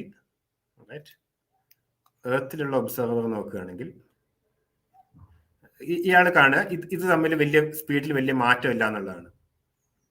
ലൈറ്റും ഈ റോക്കറ്റിന്റെ സ്പീഡ് തമ്മിൽ ഇത് വളരെ അടുത്ത്, ലൈറ്റിന്റെ സ്പീഡിനോട് വളരെ അടുത്ത സ്പീഡിലാണ് ട്രാവൽ ചെയ്യുന്നതെന്ന് കരുതുന്നത്. എർത്തിലുള്ള ഒബ്സർവർ നോക്കുമ്പോൾ ഇത് തമ്മിൽ പരസ്പരം അകന്നു പോകുന്നത് അത്ര സ്പീഡിലല്ല. ഇത് തമ്മിൽ പരസ്പരം അകന്നു പോകുന്നത് ഈ ലൈറ്റും ലൈറ്ററെ ഈ ഒരു രീതിയിൽ നിന്ന് അകന്നു പോകുന്നത് സി മൈനസ് ഫി എന്നുള്ള റേറ്റിൽ തന്നെയാണ് എർത്തിലുള്ള ആള് നോക്കുമ്പോൾ. അത് കുഴപ്പമില്ല. ഇപ്പൊ ഇത് ഇയാൾ സി എന്നുള്ള സ്പീഡിലാണ് മൂവ് ചെയ്യുന്നതെങ്കിൽ ലൈറ്റ് ഇതും തമ്മിൽ പരസ്പരം അകന്നു പോകുന്നില്ല എർത്തിലുള്ള ആളെ അപേക്ഷിച്ച്. എർത്തിലുള്ള ആളെ അപേക്ഷിച്ച് നോക്കുമ്പോൾ ഇത് പരസ്പരം അകന്നു പോകുന്നത് സി മൈനസ് വി എന്നുള്ള സ്പീഡിലാണ്. പക്ഷേ ഈ റോക്കറ്റിലുള്ള ആള് പറയുന്നത് ഈ രണ്ടാമത്തെ പോസ്റ്റിലേറ്റ് ശരിയാണെങ്കിൽ ലൈറ്റ് എന്നെ അപേക്ഷിച്ച് അകന്നു പോകുന്നത് സി എന്നുള്ള സ്പീഡിൽ തന്നെയാണെന്നുള്ളതാണ്. അപ്പൊ ഇത് നടക്കണമെങ്കിൽ ഈ റോക്കറ്റിലുള്ള ആളുടെ ടൈം കുറച്ച് സ്ലോ ആയാൽ മതി. സി മൈനസ് വി എന്ന് എർത്തിലുള്ള ആൾ മെഷർ ചെയ്യുന്ന സ്ഥലത്ത് സിന്ന് ഇയാൾ മെഷർ ചെയ്യണമെങ്കിൽ ഈ ടൈം കുറച്ച് സ്ലോ ആയാൽ മതി. ഇത് റഫായിട്ട് പറയാണ്. ഇങ്ങനെ ഇതിൽ കുറച്ച് പ്രശ്നങ്ങളുണ്ട്, ബട്ട് റഫായിട്ട് നമുക്ക് ഇങ്ങനെ മനസ്സിലാക്കാം. അതായത് ലൈറ്റ് റേ ഇയാളെ അപേക്ഷിച്ച് 3 മീറ്റർ പെർ സെക്കൻഡ് സഞ്ചരിച്ച് കഴിയുമ്പോൾ മാത്രമേ ഇയാളുടെ ക്ലോക്കിൽ 1 സെക്കൻഡ് ആവുള്ളൂ. മനസ്സിലായില്ലേ? ഇയാളെ അപേക്ഷിച്ച് ലൈറ്റ് 3 മീറ്റർ പെർ സെക്കൻഡ് സഞ്ചരിച്ച് കഴിയുമ്പോൾ മാത്രമേ ഇയാളുടെ ക്ലോക്കിൽ 1 സെക്കൻഡ് ആവുള്ളൂ. അതായത് ഇയാളുടെ സമയം. ഓക്കെ, അപ്പം ടൈമിന് പ്രശ്നം വന്നു. അപ്പം നമ്മുടെ നാട്ടിലുള്ള മീൻസ് ആ ഒബ്സർവർ, സ്റ്റേഷനറി ആയിട്ടുള്ള ഒബ്സർവറും ഈ റോക്കറ്റിൽ പോകുന്ന ആളും തമ്മിൽ ഒരേ ടൈം അല്ല എന്ന് മനസ്സിലായി. അവർ രണ്ടാളും ടൈം മെഷർ ചെയ്യുന്നത് ഒരേപോലെ അല്ല, രണ്ടാൾക്കും ടൈം വ്യത്യാസമുണ്ട്. അതെ, ടൈം എന്ന് പറഞ്ഞ് മെഷർ ചെയ്യുന്നത് വേറെ വേറെ കാര്യങ്ങളാണ് ഇവർ ടൈം എന്ന് വിളിക്കുന്നത്. ടൈം ഇന്റർവെൽ എന്ന് വിളിക്കുന്നത്. ആക്ച്വലി ടൈം ഇന്റർവെൽ എന്ന് ഇവർ വിളിക്കുന്നത് വേറെ വേറെ കാര്യങ്ങളാണെന്നുള്ളതാണ്. ഓക്കെ, അപ്പം നമുക്ക് ഒരു ഇൻഡ്യൂറ്ററി ഐഡിയ ഉണ്ടായിരുന്നു, ലോകത്ത് എല്ലായിടത്തും ഒരേപോലെ പോകുന്ന ഒരു സാധനമാണ് ടൈം എന്നുള്ള ആ ഐഡിയ നമ്മൾ ലൈറ്റിന്റെ സ്പീഡ് കോൺസ്റ്റന്റ് ആക്കി വെക്കാൻ വേണ്ടിയിട്ട് ആ ഐഡിയ കളയുകയാണ്. അതെ അതെ, ആ ഒരു ഫണ്ടമെന്റൽ ഐഡിയ. അപ്പോൾ ന്യൂട്ടന്റെ ഇത് ടൈം ഈസ് അബ്സല്യൂട്ട് എന്നുള്ളതായിരുന്നു, അത് എടുത്ത് കളയുകയാണ്. Time becomes relative. Time relative ആയി. ഓരോ ഒബ്സർവറും അവരെ മൂവ്മെന്റും അതൊക്കെ ഡിപ്പെൻഡ് ചെയ്ത് നിൽക്കുന്ന ഒരു സാധനമാണ് അപ്പൊ ടൈം. അതെ അതെ, ഓക്കെ, അപ്പൊ റെവല്യൂഷണറി ഐഡിയ ആണ് അന്നേരം. റെവല്യൂഷണറി ഐഡിയ ആണ്. ഇപ്പൊ എർത്തിലുള്ള ഒബ്സർവർ നോക്കുകയാണെങ്കിൽ ഇത് ഇയാളെ അപേക്ഷിച്ച് ലൈറ്റ് 3 × 10⁻⁸ മീറ്റർ പെർ സെക്കൻഡ് സഞ്ചരിക്കാൻ കുറച്ച് കൂടുതൽ സമയം എടുക്കുന്നുണ്ട്. പക്ഷെ ആ സമയമാണ് ഇയാളുടെ ഒരു സെക്കൻഡ് അല്ലേ? അതായത് അതെ. എർത്തിലുള്ള ആളെ അപേക്ഷിച്ച് ലൈറ്റ് സി എന്നുള്ള സ്പീഡിൽ സഞ്ചരിക്കുന്നു. 3 × 10⁸ മീറ്റർ പെർ സെക്കൻഡ് ഒരു സെക്കൻഡ് കൊണ്ട് സഞ്ചരിക്കുകയാണ്. 3 × 10⁸ മീറ്റർ ഒരു സെക്കൻഡ് കൊണ്ട് സഞ്ചരിക്കുകയാണ് അല്ലേ? അപ്പൊ ഇയാൾ നോക്കുമ്പോൾ ഈ എന്താണ് റോക്കറ്റിലുള്ള ആളെ അപേക്ഷിച്ച് ലൈറ്റ് 3 × 10⁸ മീറ്റർ സഞ്ചരിക്കാൻ കൂടുതൽ സമയം എടുക്കുന്നുണ്ട്. കാരണം എർത്തിലുള്ള ആൾ നോക്കുമ്പോൾ ഇത് തമ്മിലുള്ള റിലേറ്റീവ് സ്പീഡ് എന്ന് പറയുന്നത് c - v ആണ്. ശരിയല്ലേ? പക്ഷെ ലൈറ്റ് ഇയാളെ അപേക്ഷിച്ച് 3 × 10⁸ മീറ്റർ സഞ്ചരിക്കാൻ എടുക്കുന്ന സമയമാണ് ഇയാളുടെ ഒരു സെക്കൻഡ് എന്ന് പറയുന്നത്. അങ്ങനെ വേണം നമുക്ക് ഡിഫൈൻ ചെയ്യാൻ. അപ്പൊ ഓരോ സെക്കൻഡിന്റെയും നടക്കുന്ന കാര്യങ്ങള് വ്യത്യാസമുണ്ട്. ഒരു സെക്കൻഡില് സ്റ്റേഷനറി ആയിട്ട് ഉള്ള ഒരാൾക്ക് നടക്കുന്നത് തോന്നുന്ന കാര്യമല്ല ഈ സ്പേസ് ഷിപ്പിന്റെ ഉള്ളിലുള്ള ഒരാൾക്ക് ഒരു സെക്കൻഡിൽ നടക്കുന്നത് തോന്നാം. അതെ, എക്സാക്ട്ലി. അപ്പൊ ഇയാളെ അപേക്ഷിച്ച് ഇയാളുടെ ക്ലോക്ക് സ്ലോ ആണെന്ന് തോന്നും. ഓക്കെ. അപ്പം ലോകത്ത് എല്ലായിടത്തും ടൈം എന്ന് പറഞ്ഞ ഒരു യൂണിഫോം സാധനം ഇല്ല. ഇതിനിപ്പം എക്സ്പെരിമെന്റൽ എവിഡൻസും ഉണ്ടല്ലോ അല്ലേ? ഇപ്പം എനിക്ക് തോന്നുന്നു ഒരു എയറോപ്ലെയിനില് 2 ക്ലോക്ക് ഒരു ക്ലോക്ക് അങ്ങനെ ഒരു നടന്നില്ലേ? നടന്നിട്ടുണ്ട്. അതെങ്ങനെയാണ്? നമുക്ക് അതിലേക്ക് വരാം. ടൈമിനെ കുറിച്ച് വിശദമായിട്ട് പറയുമ്പോൾ അതിലേക്ക് വരാം. അത് വേറെ നമുക്ക് ഡിസ്കസ് ചെയ്യാം. നമുക്ക് ആദ്യം ഈ ഒരു മെസ്സ് ക്ലിയർ ചെയ്തിട്ട് നമുക്ക് അടുത്തയിലേക്ക് വരാം. അത് അങ്ങനെ അതാവുന്നത്. കാരണം ഇത് കുറച്ചുകൂടെ നന്നായിട്ട് നമുക്ക് മനസ്സിലാക്കാൻ കഴിയും. അപ്പൊ ഇവിടെ ഞാൻ ജസ്റ്റ് ഒരു കാവിയാറ്റ് ആഡ് ചെയ്യാണ്. ആക്ച്വലി നമ്മൾ ഇങ്ങനെയല്ല ചെയ്യുക. നമ്മളൊരു കറക്റ്റ് ആയിട്ട് ചെയ്ത് നോക്കണമെങ്കിൽ ലൈറ്റ് പോയി ഒരു പെർട്ടിക്കുലർ പോയിന്റിലേക്ക് പോയി തിരിച്ച് അതേ പോയിന്റിലേക്ക് വരാനുള്ള സമയമാണ് നമ്മൾ മെഷർ ചെയ്യേണ്ടത്. എന്നാൽ മാത്രം നമ്മുടെ ഞാൻ ഈ പറഞ്ഞ ഐഡിയാസ് കറക്റ്റ് ആയിട്ട് മാത്തമാറ്റിക്കലി വർക്ക് ചെയ്യുള്ളൂ. അതിന് വേറെ കുറച്ച് കാര്യങ്ങളുണ്ട്. സൈമിൾട്ടേനിറ്റി അങ്ങനെയുള്ള കുറച്ച് കാര്യങ്ങളുണ്ട്. ഇപ്പൊ നമ്മൾ ലൈറ്റ് ഒരു ഡയറക്ഷനിൽ മൂവ് ചെയ്യുന്ന കാര്യമാണല്ലോ പറഞ്ഞത്. അതെ. പക്ഷെ ആക്ച്വലി നമ്മൾ ലൈറ്റിന്റെ സ്പീഡ് മെഷർ ചെയ്യുമ്പോൾ എപ്പോഴും ഒരു പോയിന്റിൽ നിന്ന് പോയി ആ പോയിന്റിലേക്ക് തിരിച്ചെത്താനുള്ള ഇത് വെച്ചിട്ട് വേണം കാൽക്കുലേറ്റ് ചെയ്യാൻ. അല്ലെങ്കിൽ ചില മിസ്റ്റേക്സ് വരും. നമ്മൾ ഒരു പോയിന്റ് പോയിട്ട് തിരിച്ച് നമ്മളെ കണ്ണിലേക്ക് തിരിച്ചെത്തണം ആ പോയ ലൈറ്ററെ. അതെ, ഒരു സാധനം കാണണമെങ്കിൽ. വൺ വേ സ്പീഡ് കാൽക്കുലേറ്റ് ചെയ്യാന്ന് പറയുന്നത് റിലേറ്റിവിറ്റി ആയിട്ട് ബന്ധപ്പെട്ട് കുറച്ച് പ്രോബ്ലമാറ്റിക് ആയിട്ടുള്ള ഇഷ്യൂ ആണ്. ഒരു ഡയറക്ഷനിൽ മാത്രം ലൈറ്റ് എത്ര സ്പീഡിൽ ട്രാവൽ ചെയ്യുന്നു. പക്ഷെ അതിന്റെ ഇതിലേക്ക് പോകേണ്ട ആവശ്യമില്ല. ഇതാണ് ബേസിക് ഐഡിയ. നമ്മളെ അപേക്ഷിച്ച് ഈ രീതിയിൽ നമ്മളെ അപേക്ഷിച്ച് ലൈറ്റിന്, അതായത് ഒരു സെക്കൻഡ് എന്താണെന്നുള്ള ചോദ്യത്തിനേക്കാൾ ഒരു സെക്കൻഡ് എന്താണെന്നുള്ളത് ലൈറ്റിന്റെ സ്പീഡിന്റെ അടിസ്ഥാനത്തിൽ നമ്മൾ ഡിഫൈൻ ചെയ്യാണ്. വാട്ട്സ് 1 സെക്കൻഡ് എന്നുള്ളതിന് time taken by light to travel 3 multiplied by 10⁸ meter with respect to you. നിങ്ങളെ അപേക്ഷിച്ച് 3 × 10⁸ മീറ്റർ സഞ്ചരിക്കുമ്പോൾ മാത്രമേ നിങ്ങളുടെ ക്ലോക്കിൽ ഒരു സെക്കൻഡ് ആവുള്ളൂ എന്നുള്ളതാണ്. സ്പീഡിലാണ് സഞ്ചരിക്കുന്നതെങ്കിൽ ഇത് ഇൻട്രസ്റ്റിംഗ് ആണ്. ഇയാൾ ഇപ്പൊ ലൈറ്റിന്റെ സ്പീഡ് തന്നെയാണ് സഞ്ചരിക്കുന്നത് കരുതുക. അപ്പൊ എർത്തിലെ ആള് നോക്കുമ്പോൾ ഈ റോക്കറ്റിനെ അപേക്ഷിച്ച് ലൈറ്റ് 3 × 10⁸ മീറ്റർ ഒരിക്കലും സഞ്ചരിക്കില്ല. ശരിയല്ലേ? ഇയാള് റോക്കറ്റ് സഞ്ചരിക്കുന്ന സി എന്നുള്ള സ്പീഡിലാണെന്ന് വരും. അപ്പൊ എർത്തിലുള്ള ആളെ നോക്കുമ്പോൾ ഇത് രണ്ടും ഒരേ സ്പീഡിലാണ് സഞ്ചരിക്കുന്നത്. അപ്പൊ ഈ റോക്കറ്റിനെ അപേക്ഷിച്ച് ലൈറ്റ് ഒരിക്കലും 3 × 10⁸ മീറ്റർ സഞ്ചരിക്കില്ല. കാരണം ഇത് രണ്ടും ഒരേ സ്പീഡിലാണ് പോകുന്നത്. അതിന്റെ അർത്ഥം ഈ റോക്കറ്റിലുള്ള ആളെ സംബന്ധിച്ചിടത്തോളം ഒരിക്കലും ഒരു സെക്കൻഡ് ആകില്ല എന്നുള്ളതാണ്. അതെ, പറഞ്ഞോ. ഒരിക്കലും ഒരു സെക്കൻഡ് ആവില്ല. അപ്പൊ റോക്കറ്റിന്റെ സി സ്പീഡിൽ ഉള്ള ഒരു റോക്കറ്റ് ലൈറ്റിനെ നോക്കുകയാണെങ്കിൽ ആ ലൈറ്റ് ഒരിക്കലും ഈ 3 × 10⁸ മീറ്റേഴ്സ് അയാളെ കാട്ടിയും കൂടുതൽ സഞ്ചരിക്കൂല. സഞ്ചരിക്കും. അയാളുടെ ക്ലോക്കിൽ ഒരു സെക്കൻഡ് ആകുമ്പോൾ സഞ്ചരിക്കും. പക്ഷെ ഞാൻ എർത്തിലുള്ള ഒബ്സർവറിന്റെ കാര്യമാണ് പറയുന്നത്. എർത്തിലുള്ള ഒബ്സർവർക്ക് ജസ്റ്റ് രണ്ട് സാധനങ്ങൾ പോയിന്നല്ലേ. ഒരു സി സ്പീഡിൽ ലൈറ്റും പോയി, സി സ്പീഡിൽ ഒരു സ്പേസ് ഷിപ്പും പോയി. അങ്ങനെയല്ലേ തോന്നുന്നു. നമ്മൾ ഒരു സെക്കൻഡ് ഇങ്ങനെ ഡിഫൈൻ ചെയ്തിരുന്നു. ഒരു സെക്കൻഡ് നമ്മൾ ഇങ്ങനെ ഡിഫൈൻ ചെയ്തു. എന്താണ് ഈ ഒരു ഒബ്സർവറിനെ അപേക്ഷിച്ച് ലൈറ്റ് സി എന്നുള്ള സ്പീഡ് ട്രാവൽ ചെയ്യാൻ എടുക്കുന്ന സമയമാണ് അയാളുടെ ഒരു സെക്കൻഡ്. ഇത് എർത്തിലുള്ള ഒബ്സർവറിനും അറിയാം. എർത്തിലുള്ള ഒബ്സർവറിന് ഇത് അറിയാം. അപ്പൊ എർത്തിലുള്ള ഒബ്സർവർ നോക്കുമ്പോൾ ഈ റോക്കറ്റിലുള്ള ഒബ്സർവറിനെ അപേക്ഷിച്ച് സി ലൈറ്റ് 3 × 10⁸ മീറ്റർ ഒരിക്കലും സഞ്ചരിക്കുന്നില്ല. അതെ, ഇത് രണ്ടും ഒരേ സ്പീഡിലാണല്ലോ പോകുന്നത്. അപ്പൊ ഈ എർത്തിലുള്ള ആള് നോക്കുമ്പോൾ ഈ റോക്കറ്റിലുള്ള ആളിനെ അപേക്ഷിച്ച് ലൈറ്റ് ഒരിക്കലും 3 × 10⁸ മീറ്റർ കവർ ചെയ്യുന്നില്ല. അല്ലേ? കാരണം അതെ രണ്ടുപേരും ഒരേ സ്പീഡിലാണ് പോയിക്കൊണ്ടിരിക്കുന്നത്. എർത്തിലുള്ള ആളെ മേടിച്ചു. അപ്പൊ അതിന്റെ അർത്ഥം അതെ ഈ റോക്കറ്റിലുള്ള ഉം ആളുടെ ക്ലോക്കിൽ ഒരിക്കലും 1 സെക്കൻഡ് ആകുന്നില്ല എന്നുള്ളതാണ്, എർത്തിലുള്ള ഒബ്സർവർ പറയുകയാണെങ്കിൽ. ആവുന്നില്ല. അതെ. അപ്പൊ ഈവൻ റോക്കറ്റിന്റെ അകത്തുള്ള ഒരാള് നോക്കുകയാണെങ്കിലും ഈ ലൈറ്റ് അനങ്ങുവോ? ലൈറ്റ് അയാളെ സംബന്ധിച്ചും ലൈറ്റിന് 310 മീറ്റർ പെർ സെക്കൻഡിൽ തന്നെ സഞ്ചരിക്കണം. സഞ്ചരിക്കേണ്ടതാണ്. അയാളെ അതെ. സംബന്ധിച്ചിടത്തോളം പക്ഷെ അയാളും അതേ സ്പീഡിലാണ് സഞ്ചരിക്കുന്നത്. അതെ. അപ്പൊ അപ്പൊ അയാള് മെഷർ ചെയ്യുമ്പോ എന്താണ് കിട്ടുക? അപ്പൊ അയാളുടെ ക്ലോക്കിൽ ഒരിക്കലും 1 സെക്കൻഡ് ആകില്ല. ആവില്ല. ഓക്കെ. അപ്പൊ അയാൾക്ക് ടൈം എന്നൊരു കോൺസെപ്റ്റ് ഉണ്ടാവില്ല അപ്പൊ ആ, ഈ സ്പീഡിൽ പോവുകയാണെങ്കിൽ. അതെ, അത് ഇക്വേഷനിലേക്ക് വരുമ്പോൾ കുറച്ച് കോംപ്ലിക്കേറ്റഡ് ആണ് ഇഷ്യൂ. പക്ഷെ റഫ് ആയിട്ട് ഇങ്ങനെ പറയാം. Okay, in some sense time stops എന്ന് പറയാം. അതായത് ഇപ്പൊ ഫോട്ടോണിന് ഒരു ക്ലോക്ക് ഉണ്ടെങ്കിൽ, ഈ പറയുന്നതിനൊക്കെ കുറച്ച് പ്രശ്നങ്ങളുണ്ട്, പക്ഷെ നമ്മൾ പോപ്പുലർ ഇതിൽ പറയുന്ന കാര്യങ്ങളാണ്. ഫോട്ടോണിന് ഒരു ക്ലോക്ക് ഉണ്ടെങ്കിൽ ആ ക്ലോക്കിൽ 1 സെക്കൻഡ് ആകില്ല എന്നുള്ളതാണ്. ആവില്ല എന്നുള്ളതാണ്. ഓക്കെ. അപ്പൊ ഫോട്ടോൺസിന് ഈ സ്പീഡിൽ പോകുന്ന ആൾക്കാർക്ക് ടൈം എന്ന് പറഞ്ഞൊരു സാധനം മെഷർ ചെയ്യാൻ പറ്റൂല. അതെ, അത്ര നമ്മൾ ഒരുപാട് അതിന്റെ ഇതിലേക്ക് പോകണ്ട, കാരണം അതിൽ ഇക്വേഷൻസിലേക്ക് കുറച്ച് ഇഷ്യൂസ് വരും. കുറെ കാവ്യാറ്റ്സ് ഉണ്ടാവും. Okay, fine. എന്നാലും ടൈം സ്ലോ ബേസിക് ഐഡിയ അങ്ങനെയാണ്. ആ ഒരു ഇൻറ്റ്യൂഷൻ ആണ് നമ്മൾ ട്രൈ ചെയ്യുന്നത്. അതെ അതെ. അപ്പൊ സി എന്നുള്ള സ്പീഡിൽ സഞ്ചരിക്കുന്നില്ലെങ്കിൽ ഒരിക്കലും 1 സെക്കൻഡ് ആകില്ല. ടൈം അയാൾക്ക് മൂവ് ചെയ്യുന്നതേ ഇല്ല എന്നാണ് അതിന്റെ അർത്ഥം, അല്ലേ? ഓക്കെ, എർത്തിലുള്ള ആള് നോക്കുമ്പോൾ റോക്കറ്റിലുള്ള ആൾക്ക് ടൈം മൂവ് ചെയ്യുന്നതേ ഇല്ല. ഓക്കെ. അപ്പം മൂവ്മെന്റ് അപ്പൊ നമുക്ക് ഇങ്ങനെ അതെ. പറയാം, അപ്പം അതായത് മൂവ്മെന്റ് നടത്തുമ്പോൾ ക്ലോക്ക് സ്ലോ ആകുന്നു. ചെറിയൊരു ലാഗ് ഉണ്ടെന്ന് തോന്നുന്നു, അതുകൊണ്ടാ പറഞ്ഞോ. മൂവ്മെന്റ് ഉള്ളപ്പോ ക്ലോക്ക് സ്ലോ ആകുന്നതായിട്ട് ഈ ഒബ്സർവറിനെ കൺക്ലൂഡ് ചെയ്യാം, എർത്തിലുള്ള ഒബ്സർവറിന്.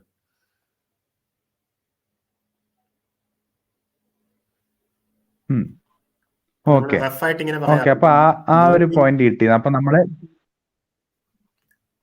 പറയൂ. ലാഗിന്റെ എന്തോ പ്രശ്നമാണെന്ന് തോന്നുന്നു. ഓക്കെ. അപ്പൊ നമ്മള് ടൈം ഒഴിവാക്കി. ടൈം എന്ന് പറയുന്ന ഒരു കോൺസെപ്റ്റ് എല്ലാവർക്കും സെയിം ആണെന്നുള്ള ഐഡിയ നമ്മൾ ഒഴിവാക്കി. സ്പീഡ് ഓഫ് ലൈറ്റ് ആണ് എല്ലാവർക്കും കോൺസ്റ്റന്റ്. അത് മാച്ച് ചെയ്യാൻ വേണ്ടിയിട്ട് നമുക്ക് ഓരോ ആളും ടൈം ഡിഫറെന്റ് രീതിയിലാണ് എക്സ്പീരിയൻസും മെഷറും ചെയ്യുന്നത്. നിങ്ങൾ സ്പീഡ് ഓഫ് ലൈറ്റ് കോൺസ്റ്റന്റ് ആക്കി വെക്കാനുള്ള ശ്രമമാണ് നടത്തേണ്ടത്, അല്ലാതെ ടൈം എല്ലാവർക്കും സെയിം ആക്കാനുള്ള എഫേർട്ട് അല്ല. ഓക്കെ, ഇതൊക്കെയാണ്. ഐൻസ്റ്റൈൻ ഏകദേശം ഈ രീതിയിലായിരിക്കാം ഇതിലേക്ക് എത്തിയത്. ഐൻസ്റ്റൈൻ ഇങ്ങനെ ഇദ്ദേഹത്തിന്റെ paper on the electrodynamics of moving bodies എന്ന ടൈറ്റിൽ ചെയ്തൊരു പേപ്പറാണ്. ഇതിൽ ജസ്റ്റ് ഇതിനെക്കുറിച്ച് ഒരേ കാര്യം പറയുന്നുള്ളൂ. അതായത് ഇലക്ട്രോമാഗ്നറ്റിക് എക്സ്പെരിമെന്റ്സ് ഉപയോഗിച്ച് മൂവ്മെന്റ് ഡിറ്റക്ട് ചെയ്യാൻ കഴിയില്ല എന്ന് എക്സ്പെരിമെന്റ്സ് കാണിച്ചിട്ടുണ്ട്. അങ്ങനെ ഒരു ജസ്റ്റ് ഒരു സെന്റൻസ് പറയുന്നുള്ളൂ. പക്ഷേ ഐൻസ്റ്റൈൻ റിലേറ്റിവിറ്റി ചെയ്യുന്നതിന് മുമ്പ് തന്നെ ഈ മൈക്കിൾസൺ മോറൽ എക്സ്പെരിമെന്റ് നടത്തിയിരുന്നു. അപ്പൊ ഇവര് ചെയ്തത് ഈതർ എന്ന് പറഞ്ഞ ഇതുണ്ടെങ്കിൽ ഈതറിനെ അപേക്ഷിച്ചുള്ള സ്പീഡ് നമുക്ക് ലൈറ്റിന്റെ സ്പീഡ് മെഷർ ചെയ്യുന്നതിലൂടെ നമുക്ക് മെഷർ ചെയ്യാൻ കഴിയും, അല്ലേ? നമ്മൾ എത്ര സ്പീഡിലാണ് മൂവ് ചെയ്യുന്നത് ഈതർ കോൺസെപ്റ്റ് ശരിയാണെങ്കിൽ. അപ്പൊ ഇവര് ചെയ്തത് എർത്തിന് ഒരു മൂവ്മെന്റ് ഉണ്ട് സണ്ണിന് ചുറ്റും, അല്ലേ? അപ്പൊ ഈ മൂവ്മെന്റിന്റെ ഡയറക്ഷന് പെർപെൻഡിക്കുലർ ആയിട്ടും ഈ മൂവ്മെന്റിന്റെ ഡയറക്ഷന് പാരലായിട്ടും ലൈറ്റിന്റെ സ്പീഡ് മെഷർ ചെയ്യാന്നുള്ളതാണ്. അതായത് നമ്മൾ ഇങ്ങനെ ഒരു ട്രെയിൻ പോവുകയാണെങ്കിൽ, വി എന്നുള്ള സ്പീഡിൽ ട്രെയിൻ പോവുകയാണെങ്കിൽ ഇങ്ങനെ വരുന്ന ഒബ്ജക്റ്റിന്റെ സ്പീഡ് നമുക്ക് ചേഞ്ച് ആയിട്ട് കാണില്ല. ഇത് നമുക്ക് പെർപെൻഡിക്കുലർ ആയിട്ട് വരുന്ന ഒബ്ജക്റ്റിന്റെ സ്പീഡ് v1 ആണെങ്കിൽ ഈ ട്രെയിനിനെ അപേക്ഷിച്ച് ഈ സ്പീഡ് v1 തന്നെ ആയിരിക്കും, അത് ചേഞ്ച് ചെയ്യില്ല. ഓക്കെ, അപ്പൊ ഇവർ ചെയ്തത് എർത്തിന്റെ ഡയറക്ഷന് പാരലായിട്ടും എർത്തിന്റെ ഡയറക്ഷന് പെർപെൻഡിക്കുലർ ആയിട്ടും ലൈറ്റിന്റെ സ്പീഡ് മെഷർ ചെയ്ത് നോക്കിയ. അപ്പൊ ഇവർ പ്രതീക്ഷിക്കുന്ന മാക്സ്വെൽ പറയുന്നത് ശരിയാണെങ്കിൽ ഈ സ്പീഡ്സ് ഡിഫറെന്റ് ആയിരിക്കും എന്നുള്ളതാണ്. പക്ഷെ ഇവർ എക്സ്പെരിമെന്റ് ആക്ച്വലി നടത്തി നോക്കി, അതിനൊരു നെഗറ്റീവ് റിസൾട്ട് ആയിരുന്നു. ഓക്കെ, നമുക്കപ്പം ഇവിടം വരെ ക്ലിയർ ആണ്. ലൈറ്റിന്റെ സ്പീഡ് എല്ലാവർക്കും സെയിം ആണ്, പക്ഷെ അതിനു വേണ്ടി നമ്മൾ ടൈം എല്ലാവർക്കും സെയിം ആണ് എന്നുള്ള ഒരു ഐഡിയ കളയണം. ഇവിടം വരെ ക്ലിയർ ആയി. ഓക്കെ, ഇനി നെക്സ്റ്റ് എന്താണ്? അപ്പൊ ഇതാണ് റിലേറ്റിവിറ്റിയുടെ പോസ്റ്റുലേറ്റ്. അപ്പൊ ഇതിൽ നിന്ന് ഇങ്ങനത്തെ കാര്യങ്ങളൊക്കെ നമുക്ക് ഡിറൈവ് ചെയ്യാം. പക്ഷെ ഇത് ചെയ്യാൻ വേറൊരു വഴിയുണ്ട്. അപ്പൊ നമ്മളിപ്പോ ഈ പറഞ്ഞ രീതിയിൽ ഏത് രീതിയിലാണ് സമയം മാറുക എന്നുള്ള ഇക്വേഷനൊക്കെ ഡിറൈവ് ചെയ്യാൻ വഴികളുണ്ട് ഈ ഒരു പോസ്റ്റുലേറ്റ് വെച്ചിട്ട്. ഇത് ചെയ്യാൻ വേറൊരു വഴിയുണ്ട്. ഈ വഴി എന്ന് പറയുന്നത്, ഈ സെക്കൻഡ് പോസ്റ്റുലേറ്റ് ആക്ച്വലി പറയുന്നത് സ്പേസ് ടൈം ജോമെട്രിയെ കുറിച്ചാണ്. Space time geometry. Space time എന്ന് പറഞ്ഞ സ്പേസ് ടൈമിന്റെ ജിയോമെട്രിയെ കുറിച്ചാണ് സ്പെഷ്യൽ തിയറി ഓഫ് റിലേറ്റിവിറ്റി പറയുന്നത് എന്ന് അസ്യൂം ചെയ്യുകയാണെങ്കിൽ ഈ കാര്യങ്ങളെല്ലാം ക്ലിയർ ആകും. അപ്പൊ ഈ കോൺസെപ്റ്റ്സ് നമുക്ക് കുറച്ച് വിശദീകരിക്കേണ്ടതുണ്ട്, സ്പേസ് ടൈം എന്താണെന്നുള്ളത്. ഇപ്പൊ സ്പേസ് നമുക്കറിയാം, നമ്മളിപ്പോ കോർഡിനേറ്റ് സിസ്റ്റം എടുക്കാം. കോർഡിനേറ്റ് സിസ്റ്റം 2 ഡയമെൻഷണൽ സ്പേസ് ആണെങ്കിൽ എക്സ് വൈ എന്നിങ്ങനെ നമുക്ക് കോർഡിനേറ്റ് സിസ്റ്റം എടുക്കാം. അപ്പൊ ഇവിടെ ഒരു പോയിന്റിന്റെ പൊസിഷൻ നമുക്ക് പറയുകയാണെങ്കിൽ 2 കോർഡിനേറ്റ്സ് ആണ് അല്ലെ, എക്സ് ആൻഡ് വൈ. അതായത് ഇവിടെ നിന്ന് എത്ര ദൂരം നിങ്ങളോട് കൃത്യ ഒരു ലൊക്കേഷൻ പറയുകയാണെങ്കിൽ എക്സ് ഡയറക്ഷനിൽ ഇത്ര ദൂരം നടക്കുക, 5 സെന്റിമീറ്റേഴ്സ് നടക്കുക, എന്നിട്ട് വൈ ഡയറക്ഷനിൽ ഒരു 6 സെന്റിമീറ്റേഴ്സ് നടക്കുകയാണ് നിങ്ങൾ ആ പോയിന്റിൽ എത്തുമെന്ന് പറയും. അപ്പൊ ഈ പോയിന്റിനെ 2 കോർഡിനേറ്റ്സ് ഉപയോഗിച്ച് 5,6 എന്ന് പറയാം. ഇത് നമ്മൾ സ്പേസിനെ സാധാരണ ഈ രീതിയിലാണ് മനസ്സിലാക്കുന്നത്. സ്പേസിനെ നമുക്ക് ഡിഫറെന്റ് കോർഡിനേറ്റ് സിസ്റ്റം ഉപയോഗിച്ച് സ്പേസിലുള്ള പോയിന്റ്സിനെ നമുക്ക് ലൊക്കേറ്റ് ചെയ്യാം. അപ്പൊ ഈ സ്പേസ് ടൈം എന്ന് പറഞ്ഞ കോൺസെപ്റ്റ് പക്ഷെ നമ്മൾ ശരിക്കും നമ്മുടെ ഡേ ടു ഡേ ലൈഫിൽ നോക്കുകയാണെങ്കിൽ യൂണിവേഴ്സിൽ നടക്കുന്ന കാര്യങ്ങളെ കംപ്ലീറ്റ് ആയിട്ട് സ്പെസിഫൈ ചെയ്യുകയാണെങ്കിൽ സ്പേസ് കോർഡിനേറ്റ്സ് മാത്രം പറഞ്ഞാൽ പോരെ, ടൈമും കൂടെ പറയണം അല്ലേ? അതെ. നിങ്ങൾ ഒരാളെ അപ്പം ഏതെങ്കിലും ഒരു ഇവന്റ് പറയണമെങ്കിൽ നമ്മള് പറയണം XYZ കോർഡിനേറ്റ്. അത് കേരളയില് ഇങ്ങനെ XYZ പറഞ്ഞാൽ ഒരു സ്ഥലം കിട്ടും, അതായത് കോഴിക്കോട് എന്ന് പറഞ്ഞൊരു സ്ഥലം കിട്ടും. എപ്പോഴാണ് ഇവന്റ് നടന്നതെന്ന് മനസ്സിലാക്കാൻ ഒരു ടൈമും കൊടുക്കണം. അപ്പൊ നമുക്ക് എക്സാക്ട്ലി മനസ്സിലാക്കാം ഈ 1948 ഇന്ത്യക്ക് ഇൻഡിപെൻഡൻസ് കിട്ടി, അങ്ങനത്തെ രീതിയിലുള്ള എല്ലാ ഇവന്റ്സും നമുക്ക് ഈ 4 കോർഡിനേറ്റ് ഉണ്ടെങ്കിൽ പറയാം. ഞാൻ ചായ കുടിച്ചത് എപ്പോഴാണെന്നും എല്ലാം. ഓക്കെ. നിങ്ങൾ ഒരാളെ ഡിന്നറിന് ക്ഷണിക്കുകയാണെങ്കിൽ നിങ്ങൾ എവിടെയാണെന്ന് മാത്രം പറഞ്ഞാൽ പോരാ, എത്ര മണിക്കാണ് ഡിന്നറിന് വരേണ്ടതെന്നും കൂടെ പറയണം. അതെ. അപ്പൊ നമുക്ക് എല്ലാവർക്കും സ്പേസ് ടൈമിൽ ആ പോയിന്റിൽ മീറ്റ് ചെയ്യാം. അതെ. അപ്പൊ അതുകൊണ്ട് യൂണിവേഴ്സിൽ നടക്കുന്ന കാര്യങ്ങൾ ആക്ച്വലി കറക്റ്റ് ആയിട്ട് ലേബൽ ചെയ്യണമെങ്കിൽ നമുക്ക് 4 കോർഡിനേറ്റ്സ് വേണം. ആക്ച്വലി ഇവിടെ സ്പേസിന്റെ 2 കോർഡിനേറ്റ് ആവശ്യമുണ്ട്, പക്ഷെ ആക്ച്വലി 3 കോർഡിനേറ്റ്സ് ആവശ്യമുണ്ട്. അതെ, ഹൈറ്റും വേണം, എത്രാമത്തെ ഫ്ലോറിലാണെന്നും പറയണം. ഒരു ബിൽഡിങ്ങിന്റെ ബിൽഡിംഗ് എവിടെയാന്ന് മാത്രം പറഞ്ഞു. Okay, fine. അതെ അതെ. അപ്പോ ഈ സ്പേസ് ടൈം എന്ന് പറയുന്നത് നമുക്ക് 4 കോർഡിനേറ്റ്സ് ഉള്ള ഒരു സിസ്റ്റം ഇമാജിൻ ചെയ്യാം. അപ്പൊ ഇതിപ്പോ ഉദാഹരണത്തിന് റഫായിട്ട് സ്പേസ് ടൈം നമ്മൾ ഇങ്ങനെയാണ്. ഇപ്പൊ ഇത് ഹൊറിസോണ്ടൽ ആയിട്ടുള്ള പ്ലെയിൻസ് സ്പേസ് ആണ്, വെർട്ടിക്കൽ ആയിട്ടുള്ള ഡയറക്ഷനുള്ള ടൈം ആയിട്ടാണ് എടുക്കുന്നത്.